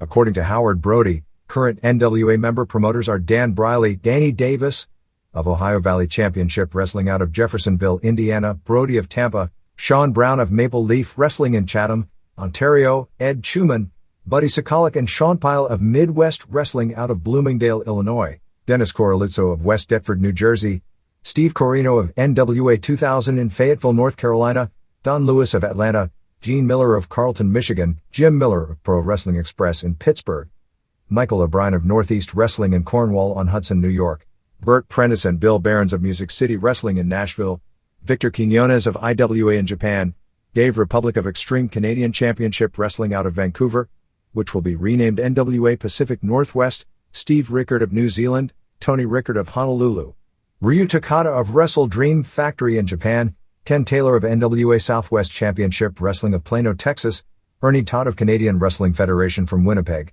Bob Trobick, company lawyer, not a promoter, of Charlotte, and Victoria Van Ellen of Century Wrestling Alliance in Boston. They crowned a new national champion on March 27.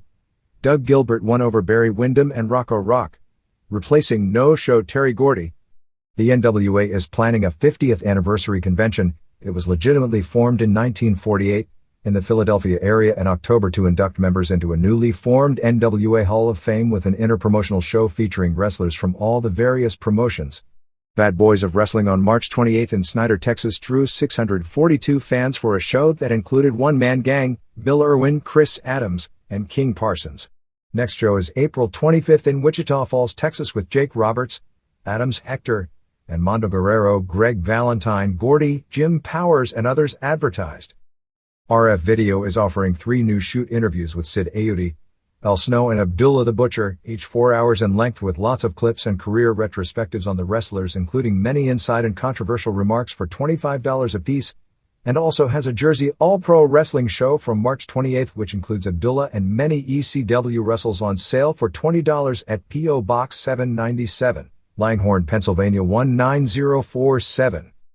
One-Man Gang Sam Houston, Charlie Norris and Brad Kohler are among the wrestlers working for Pro Wrestling America on April 5th in Fridley, Minnesota, April 7th in Bemidji, Minnesota, April 8th in Turtle Mountain, North Dakota, April 18th in St. Paul at Club Cancun, and April 19th in Rice Lake, Wisconsin.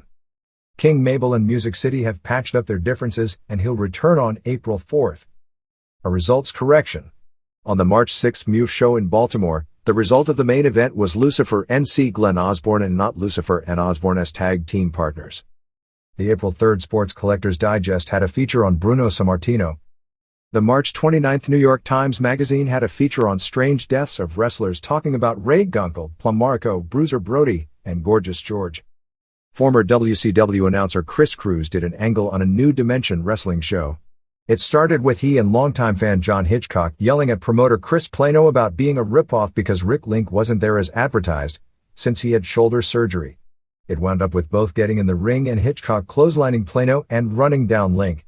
The lights went out, and when they were turned on, Link was in the ring and Cruz started kissing his ass. Link asked Cruz if he was done sucking off Eric Bischoff, and the lights went out again and there were the sound of chair shots. The lights went on again and Link was on the mat juicing like crazy, building to a May 2nd show where Cruz will manage Iron Sheik against Link in Lexington, North Carolina. In another of those really weird stories which sounds like an angle, but this is how it was presented to me on an Ian Rotten show on March 26th.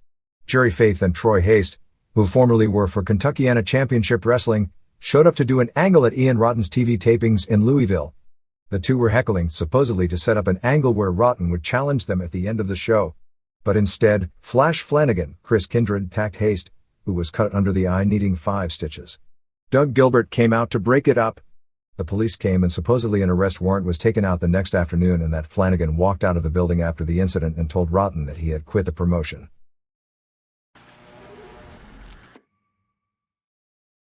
NHB.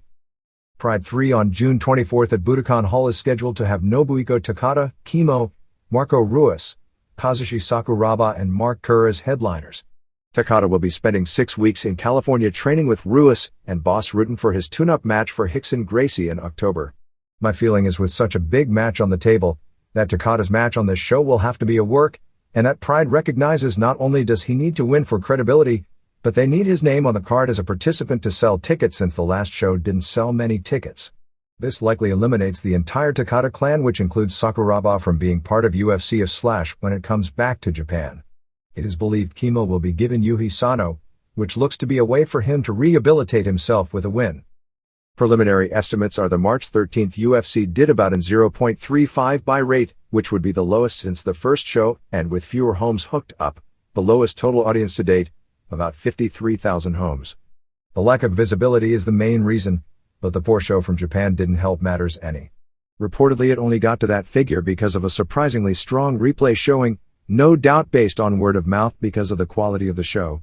Nothing is definite for the May 15th UFC pay-per-view, although Randy Couture vs. Mark Coleman is being planned on as the title match main event. The show will also feature singles matches with Vitor Belfort and Tank Abbott, with Tsuyoshi Kosaka and Hugo Duarte being mentioned as possible foes, and a 4-man middleweight tournament which will likely include Carlos Newton, who looked impressive in winning on a Shudo show on March 1st, Bob Gilstrap, and former national champion wrestler Royce Alger, who has scored several quick wins in Extreme Challenge after a quick loss to Enson Inoue in his NHB debut on a UFC last year. It's that Semaphore Entertainment Group booking that is sometimes mind-boggling, although there are probably cost-cutting reasons for it since UFC is on such a tight budget, to book Abbott, who admittedly has charisma but no drawing power and is what every foe of UFC points to in its criticisms of the event, on a show instead of Frank Shamrock, who came off the last 2 shows as the biggest star in the company and needs to be featured and promoted as such to at least try and build someone as a possible drawing card. Black Belt magazine had an interview with Rickson Gracie, who put down UFC's emphasis on brawlers as compared with Pride 1's emphasis on martial arts technique. Gracie, who had previously said due to credibility that he would never fight for a company that does worked matches. There were a few worked matches on the first Pride show but didn't appear to be any on the second, did admit in the interview that he was asked to lose to Takada but refused. When asked if Takada was real, Gracie said everyone in Japan knows Takada's name, comparing his name with Tyson or Hogan in the United States, and said the Japanese think he's real. In the wake of the controversy from his letter to Bob Merowitz, which got out everywhere, Art Davie wrote a letter to NHB fans.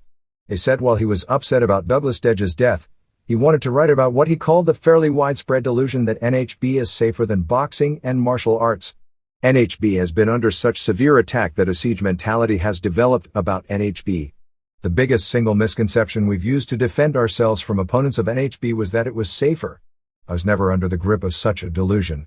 He brought up the stupid press release that Campbell McLaren of Semaphore Entertainment Group sent out, which was supposed to be sort of comedic at the time but wasn't funny, before UFC 2, stating matches could end by knockout, surrender, doctor stoppage, or death. Davey said that Merowitz called him and denied UFC was ever conceived to be a spectacle. He said Merowitz and Semaphore Entertainment Group were very good at pay-per-view and that UFC would not have been a success without them, but they don't understand fighting arts. Many who've criticized me for booking less capable fighters are not in on the biggest kept secret of the UFC, that Merowitz and David Isaacs, CEO of Semaphore Entertainment Group, make the final fighter selections, not the booker/matchmaker. I, as booker, would send them recommendations and they would tell me who to sign and who to avoid. Their primary basis for fighter selection is market appeal. That is why Ken Shamrock, who never won a tournament, was pushed, and why Tank Abbott, who couldn't win a tournament, was promoted. Semaphore Entertainment Group's people were, and are, in the star business. The UFC matchmaker may change, but the persons who really make the fighter selections are the same people who have made those selections since UFC Vi.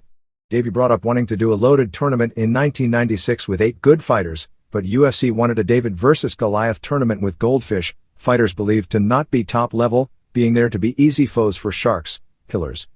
He talked about being told to put in an overweight inexperienced fighter, Thomas Ramirez, who lasted 9 seconds with Don Fry on that show, who was of an ethnic background that Semaphore Entertainment Group wanted more of, won the show but was seriously overmatched. Davey said that he doesn't believe NHB will gain acceptance in North America anytime soon because of the barroom image the fights create in many people's minds, the misconception that NHB isn't dangerous that its critics will use to crucify this event, too many powerful enemies, not enough fans since cable has dropped it, and too many show people and not enough fight people in key positions in the promotion. Some comments on this. Boxing, kickboxing, Muay Thai and NHB can all be brutal and dangerous, but the most brutal and dangerous has to be Muay Thai. Kirk Jensen, Maurice Smith's longtime manager, and Smith has competed at the top level in 3 of the 4 sports mentioned, said the punishment in NHB is far less than in kickboxing because overall the fighters can't hit as hard. Not only because they are not exclusively strikers, but because the smaller gloves don't allow them to punch as hard without hurting their hands. UFC, like boxing and every combat sports in the world, has booked overmatched foes. All professional sports book fighters, particularly at the top of the shows, based on star power and marketability, and the truth is it is far easier in most cases to book fighters by giving them weaker opponents. Even so, there are fighters, Ramirez, who was in his 40s and weighed about 400 pounds and was in poor shape, being the notable example, who have been booked in UFCs that had no business being there. Fans do like seeing hometown fighters or ethnic heroes, and they can be built up as drawing cards if they are good or even if they are decent and protected, but it adds nothing to any aspect of any show to put in a hometown fighter or an ethnic in a jobber role to get blitzed. If WCW booked some of the Mexicans on top, they probably would draw more Latin fans. But the way they book them, the Latin fans in some cities, and I know this is the case in the city I live because it's expressed to me all the time, actually don't attend WCW shows because their ethnic heroes are treated as jobbers. K1 has more blowouts than UFC. Davey himself has many times in the past spoken of UFC as being safer than kickboxing, so most people are dismissing his comments due to him being involved with K1 and sour grapes over criticism of his role in UFC because of how well the last show was received. But throwing all that aside, his belief NHB isn't soon to gain acceptance in North America is probably true for most of the reasons stated. Caught a tape of the Rumina Sato vs. Joel Gerson match from March 1st where Sato was upset. Sato looked sharp, looking incredibly quick on his feet and on the ground. He just got caught, and was locked in an armbar.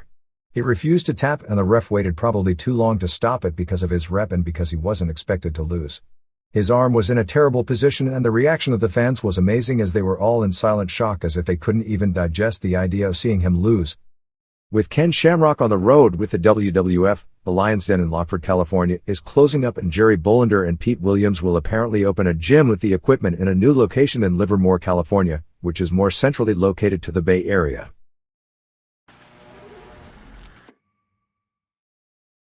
ECW. House shows over the weekend saw March 27 in Rostraver, Pennsylvania draw 1,645, which wasn't a sellout, and March 28 in Monaca, Pennsylvania drew a packed house for the setup of 2,675 seats. Both nights the major focus was teasing a breakup of Sabu and Rob Van Dam. Van Dam used the Van Daminator by accident on Sabu the first night, causing him to lose in a 3-way dance for the ECW title involving Shane Douglas, who of course won, and Tommy Dreamer. It wound up with Sabu and Bill Alfonso walking out, leaving him in the ring.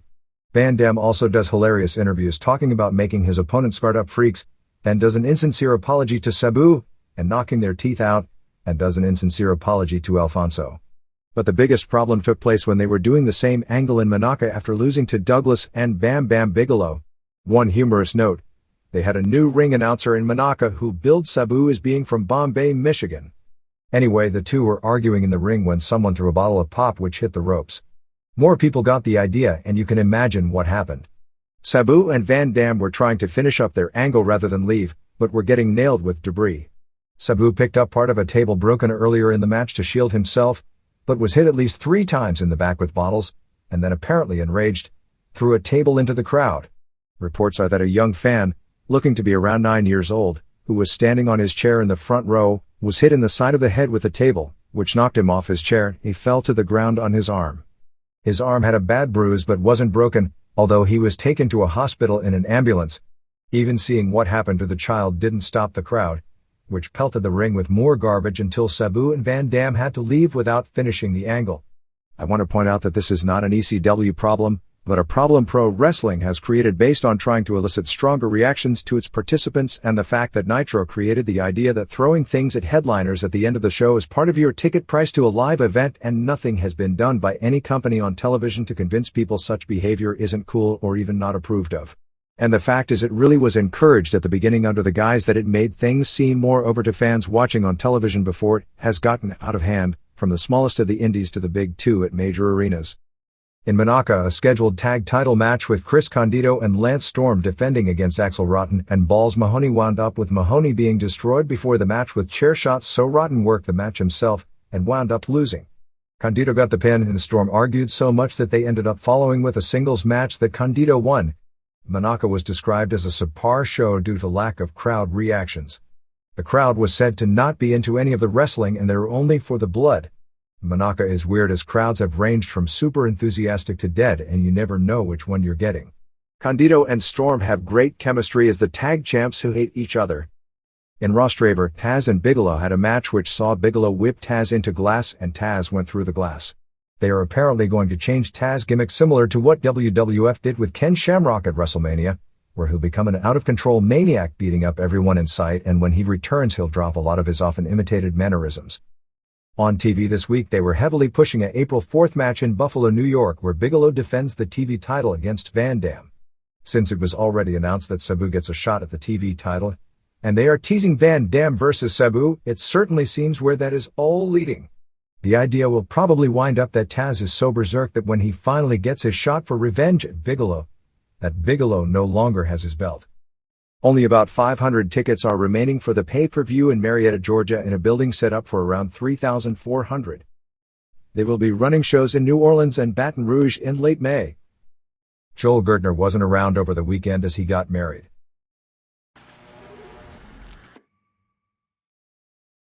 WCW. Nitro on March 30th in Chicago drew a sellout 18,009 fans, 17,361 paying $305,253 at the United Center. During the show they talked about a potential return of Dennis Rodman, although we don't know of an official date. Chicago has got to be the wrestling center of the US right now, as 9 days earlier, both WWF and WCW ran head-to-head, WCW in nearby Hammond, and both sold out, totaling about 22,000 fans, and this is with Nitro selling out weeks in advance. And even with WCW having just been in the market 9 days earlier, they did $12.88 per head in merchandise for the show, and they haven't even merchandised Goldberg yet. Mike Enos and Wayne Bloom no contest high voltage in 357 when Giant ran in and choke slammed all four. Roddy Piper came out as commissioner and announced that Kevin Nash and a partner, who couldn't be Hulk Hogan, would face Sting and Lex Luger later that night, and that he would face Hulk Hogan in the main event. He also said that the guy who had been hanging around with Hulk Hogan used to be Brutus Beefcake, Zodiac, Booty Man and Butcher, and his real name was E. Harrison Leslie. Perry Saturn beat David Finlay with the rings in 343. The NWO sans Nash came out and Hogan yelled at Piper. Nash came out and was confrontational, and Hogan said he wouldn't let anyone in the NWO team with him, but Nash said he already had himself a partner. Chris Jericho retained the Cruiser title, beating Marty Jannetty with a Lion Tamer in 122. Jericho did a post-match interview saying he made a list of his 1,000 holds, which flopped major. At least his pre-match interview was good, and this one, designed to be bad, was bad in the wrong way. And speaking of bad, Prince Iaukea beat Glacier with a Northern Lights suplex in 203. Awful, but the match was better than the announcing, with Tony Schiavone saying on two separate occasions that the Hogan-Piper matches last year were some of the greatest matches in the history of the sport. A banged-up Juventud Guerrera pinned Dandy in 256 with the Michinoku Driver 2, called Juvie Driver. Chavo Guerrero Jr. beat Kaz Hayashi in 351 with a swinging DDT. Hayashi can really work. Fans didn't care, but except for one screwed-up Hurricane Rana spot, this was a hell of a match, and Hayashi is probably the best working jobber in the business. Raven came out and did his best promo since joining WCW, and brought up Jake Roberts coming in. Marcus Bagwell beat Raven in 140 via count out when Diamond Dallas Page showed up and chased Raven out. Page then did a hell of an interview for the Raven match. Disco Inferno debuting the pile driver as his new winning move since Hogan took the stunner away from him for Ed Leslie, and used it on Billy Kidman in 5:15 of a good match. Jim Neidhart beat Kurt Hennig 233 via DQ when Rick Rude interfered and handcuffed Neidhart to the ropes, and they were destroying him. Bulldog tried to make the save, but Bryan Adams pile drove him. Finally, Bret Hart cleaned house on everyone and cut the same promo as last week. To make it a complete deja vu, Doug Dillinger then used the key to unlock Neidhart. It was explained that Dillinger always keeps the spare key. Try and make logic out of that one.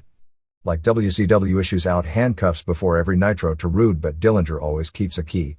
Everyone and everything about this angle is sinking like they are working in quicksand. Booker T drew Chris Benoit, this tie over 934 for the TV title. Fans booed the finish again, but if you take out the weak finish, this was not only the best match on TV that night, but better than any match at WrestleMania.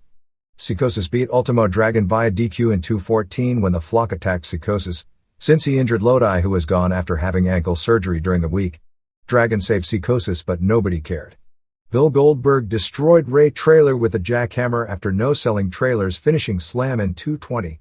They teased an eventual Goldberg vs. Saturn feud. Nash and Savage beat Sting and Luger in 6:26. At least Nash suited up as on Thunder. He took it so seriously he didn't even get into his gear. He ripped his t-shirt to mock Hogan. Finish saw Luger rack Nash, but Hogan was there and distracted the ref, allowing Leslie to give Luger the stunner and put Nash on top for the pin. Fairly bad. Sting suffered a legit hip injury during the match. Piper showed up and Hogan and Leslie started brawling while this match ended. After a commercial break, they showed back up and Piper beat Hogan via DQ in 5:05 of a match that was horrible. Leslie was all over the place. This was as bad as watching Crusher and Bruiser in the 80s, and they used to pack Chicago as well. Piper got the sleeper and Leslie interfered for the DQ. Leslie pulled the disciple, used the stunner, called the Apocalypse. "Hey, guys. Vince is using that gimmick already," asked Bryan Adams. "He'll show you his ring jacket to prove it," on Piper. Nash showed up. The ring was filling with garbage. Nash held Piper and Hogan went to throw a punch. Of course Piper moved, so Hogan and Nash argued. But before they could come to blows, Giant showed up and Hogan, Nash and Leslie all left. Bobby Walker and Virgil, who were originally fired, have been rehired.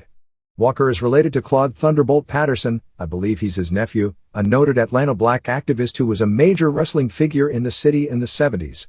WCW has always been careful to keep a few black wrestlers on the payroll for no reason other than to keep Patterson quiet because he's caused other wrestling promoters in Atlanta lots of trouble at various times, some of which may have even been justified. So a lot of people were surprised WCW would get rid of Walker, and it didn't last long. Virgil wasn't saved by skin color, but simply by going to Hogan and getting his termination revoked.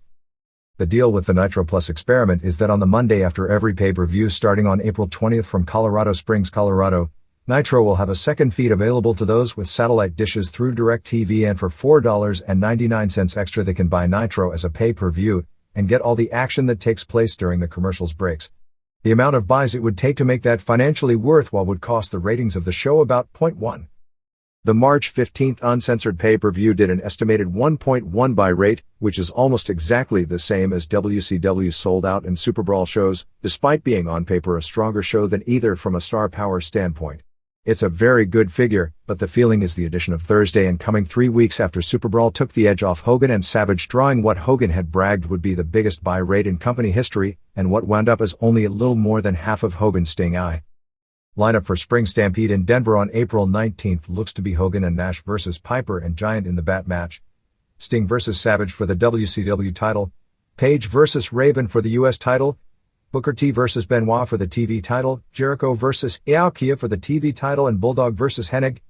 Originally, Juventud was promised the Cruiser shot in a hair versus title match which he would then win. But it was changed, probably because Jericho is doing so well as champion, that it would be a mistake right now to make a change. I'd suspect that Malenko will return in Denver after Jericho beats up on Iaukea, as they are making a point in the angle to say that Boris Malenko trained Iaukea to wrestle, which is true.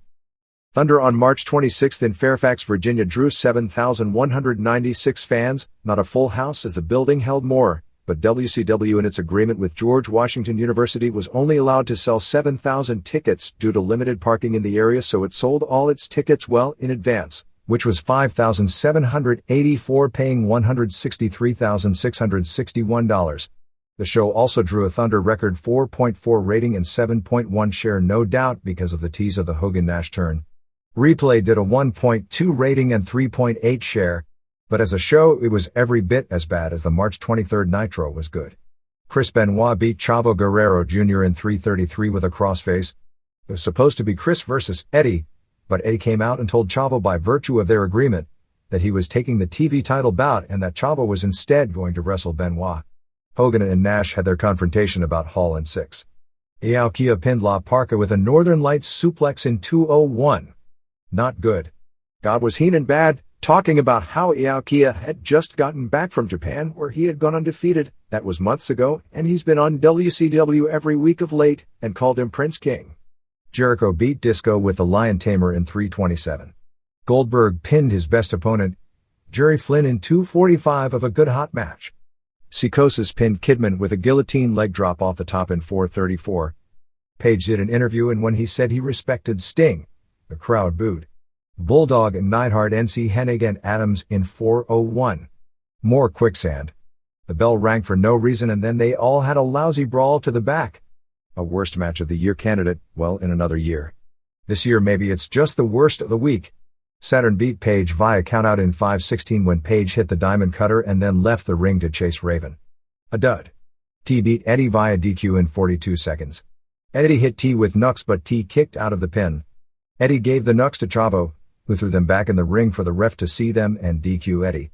Eddie then ordered Chavo to put the Nux on and punch and kick T. Rick Steiner pinned Scott Norton in a clumsy awful match in 3:17. Scott Steiner came to ringside and threw the dog collar to Norton. Rick got it away as he was supposed to, then went to punch Norton, but froze, realizing that wasn't the planned spot. It looked really bad. He then clumsily let Norton pick him up for the back suplex where he could punch Norton a few times to lead to the pin. Sting and Luger beat Hogan and Nash via DQ in 4:23 when Savage attacked Sting.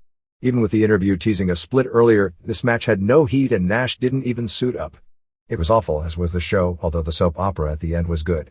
Hogan attacked Savage, but Nash protected Savage and they began shoving each other when the NWO ran in and kept them apart, and they were separately yelling about each other as the show went off the air. The March 23 Nitro and Raw ratings, which were up a combined 47% from the previous year against the Academy Awards, were even more phenomenal because the awards themselves drew a 34.9 rating, a 27% increase from last year and the best rating for the Oscars since 1983. Most of the increase was due to teens and young adults, the same audience that has swelled the wrestling ratings, because of Titanic, which only makes the wrestling numbers that much more impressive. Terry Taylor is having knee surgery, so will be gone for a few weeks. The latest on Jim Hellwig seems to be that there is a lot of seriousness to the possibility, but no deal has been reached. WCW supposedly is offering something along the lines of low six figures apiece for 2 pay-per-view appearances, and also wanting him to do a few nitros toward the end of the summer or the early fall. Eric Bischoff met with Hellwig this past week in Phoenix, and there was an article in the Phoenix Republic talking about Hellwig winning the rights to the name Warrior in court, where Hellwig talked about going to work for WCW. Lodi had surgery on March 25th in Atlanta with 2 pins placed in his ankle. He should be out of action at least 1 month. With the NBA playoffs on TNT, Nitro from April 27th to May 18th will be moved from its normal time slot. The plan is for them to run 1 hour from 7 to 8 p.m. Eastern live, and then run 2 hours, which I believe will be a replay of the first hour and a new second hour taped earlier that evening, after the NBA game ends at about 10:45 to 12:45. Hector Garza will be out of action 6 to 8 months after having reconstructive surgery on his knee. The situation with Alex right after his brain aneurysm is that he's been cleared by his doctor to wrestle, but WCW wants him to sign a waiver absolving them of liability in case of a future injury stemming from this, and won't let him wrestle until he signs it. As of this point, he isn't planning on signing, so unless one side changes its mind, he'll be getting paid through the end of his contract but not wrestling. House show business remains strong as after the non-sellout in Cincinnati, they've had a new streak of 7 in a row, which ended with the March 31st tapings in Madison, Wisconsin failing to sell out. March 25th in Baltimore drew 12,244 and $256,412 with a Sting Hogan cage match on top. Hogan bladed in the match. At one point they brawled out of the ring. Finish saw Sting use the Scorpion Death Drop on both Hogan and Leslie and pin both at the same time. Hart beat Hennig, Flair beat Norton, subbing for Hall as Nash didn't take these bookings, and Page and Benoit beat Raven and Saturn. Most accounts had T over Jericho as the best match, but nothing much above average. March 27th in Charlottesville, Virginia drew 8,144 and $143,875 with Flair over Hennig on top. Best match on that show was said to have been T versus Chavo, with again nothing topping 2 stars. March 28th at the Palace in Auburn Hills drew 17,080 paying $301,492 with the same Sting Hogan cage match finish, same Hart Hennig, said to be very good, Flair over Norton and Benoit and Page over Kidman and Sick Boy. There was a lot of heat with the fans over this match as it was advertised as Raven and Saturn, and they were there, but after a pre-match brawl Raven said it was Raven's rules and sent Kidman and Sick Boy to do the match. Said to overall be a good show. March 29th in Milwaukee, headlined by Sting vs. Savage, drew a sellout 5,609 paying $120,393. Merchandise for the week was $661,740 or $9.99 per head. WCW Saturday night tapings on March 31st in Madison, Wisconsin were a big disappointment to those live as Ric Flair, Eddie Guerrero, Lex Luger, Marcus Bagwell and Scott Hall were all advertised and no-showed without explanation. The only ones the fans seemed real upset about not being there was Flair. In addition, Savage may have been seriously injured. He was doing a dark match with Sting, who did a run-in after Savage's match with Neidhart. With the cameras off and only about 30 seconds into the match, Savage went down and Sting very gently put him in the Scorpion for the win. Everyone looked really concerned and Savage appeared to be in tremendous pain due to his ankle and had to be carried out of the ring. Sting suffered a hip injury in the Chicago match and was originally going to go home, but because he was advertised for the dark match and so many others advertised weren't going to be there, he did the show with the idea of doing a short match so at least he'd make a live appearance for the crowd, although I don't know that short constituted 30 seconds. Told the work rate was pretty bad with some exceptions and that the jobbers, mainly from the power plant, were huge and filled with juice. In angles, Chris Adams was attacked by Glacier after winning a squash. Bulldog vs. Bryan Adams saw Hennig and Neidhart run in. Neidhart vs. Hennig saw, well, you guessed it. They had Chavo Jr. scouting a tag match where Dragon and Hayashi won, as they are planning on doing a Chavo and Eddie vs. Dragon and Hayashi program. The reason Scott Putski didn't get the tryout on March 23rd was because he didn't bring a medical release from his leg injury. Rick Rude is talking seriously about paying off Lloyds of London on his permanent disability policy and returning to the ring. There is now talk of bringing back Ric Flair and reintroducing a new Four Horsemen with Arn Anderson as the spokesperson and Bill Goldberg as one of the members, largely to put Goldberg in the spotlight but still protect the public from seeing his weaknesses. This is similar to what Dusty Rhodes did with Luger in 1987, where he was to be groomed to be the next Hogan and to stand in the background and watch and learn all the tricks of the trade from Flair. Okay, bad example, but the idea is still a sound one. WCW Saturday Night on March 28 drew a 2.2 rating against the NCAA Final Four.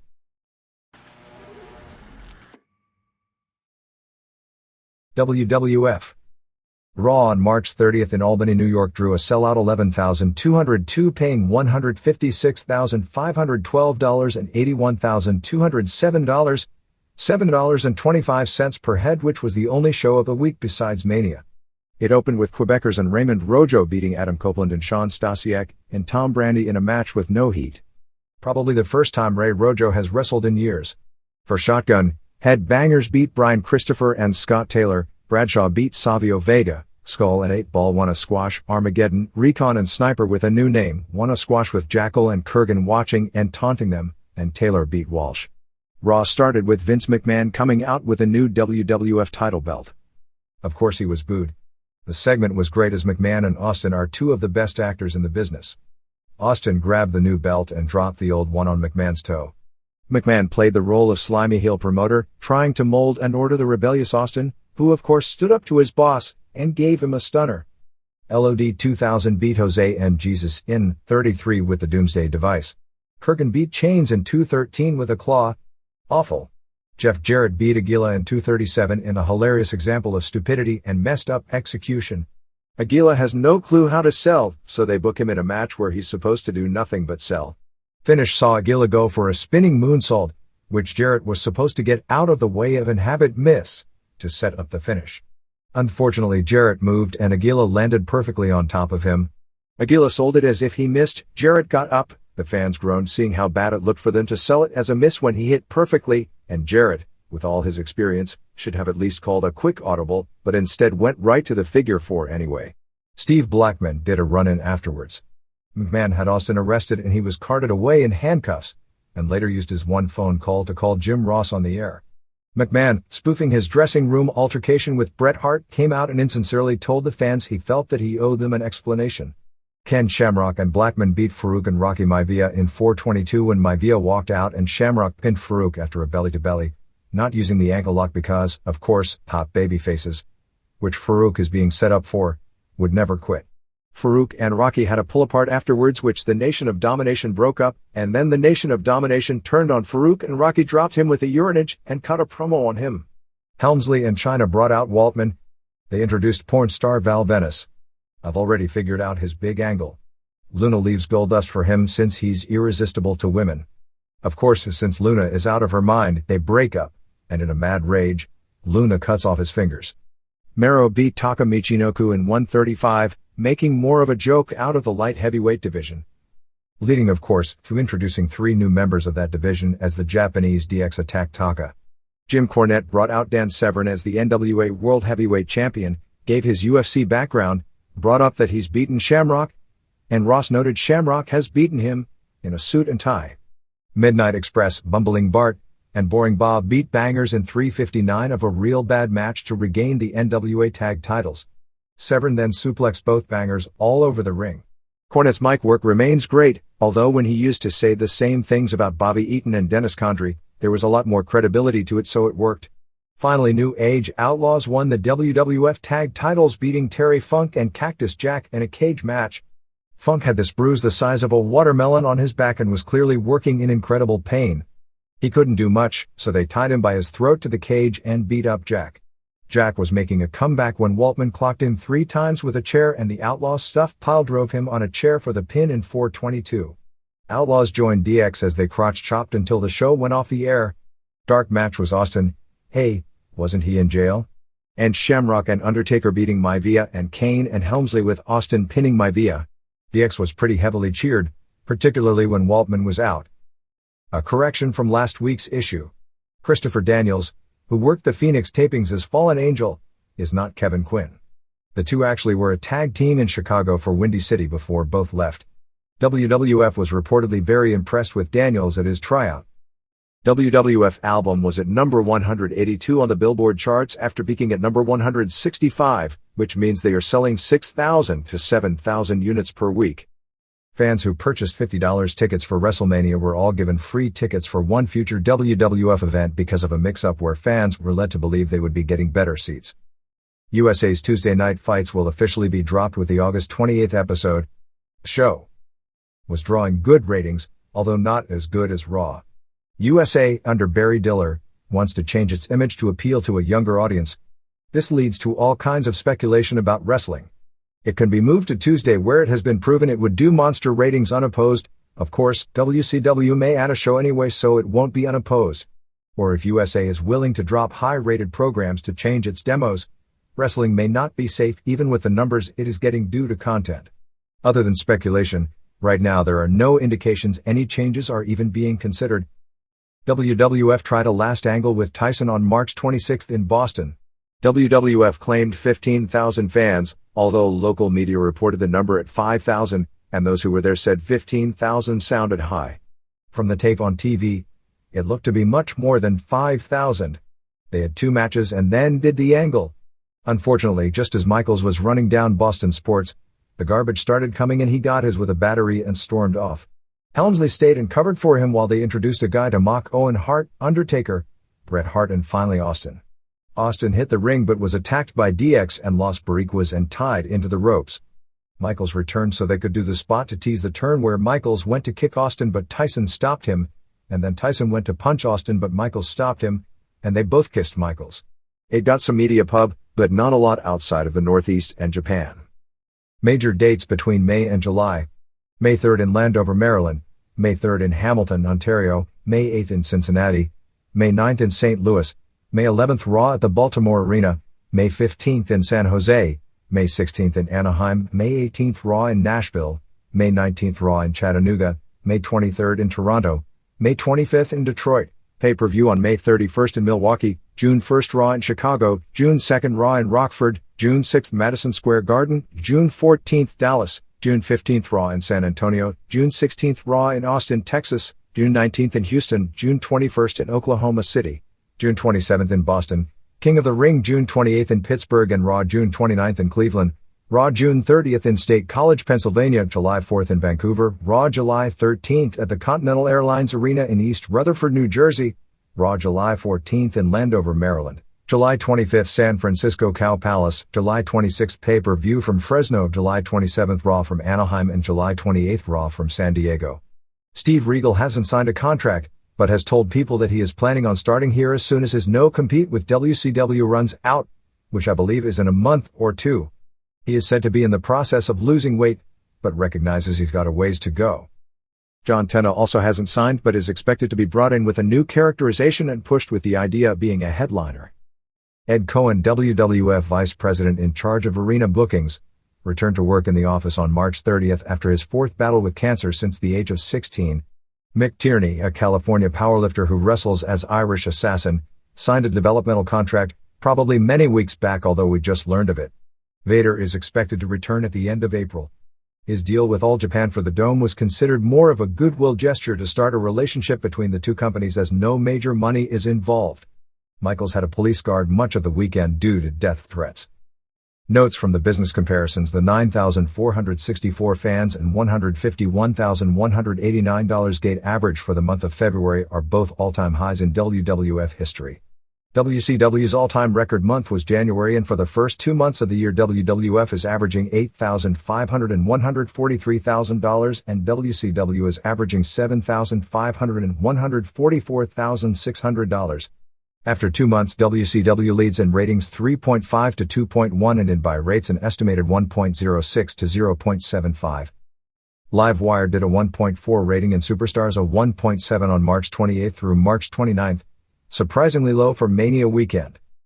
This is the end of this program. Thanks for listening. See you next time, wrestling fan.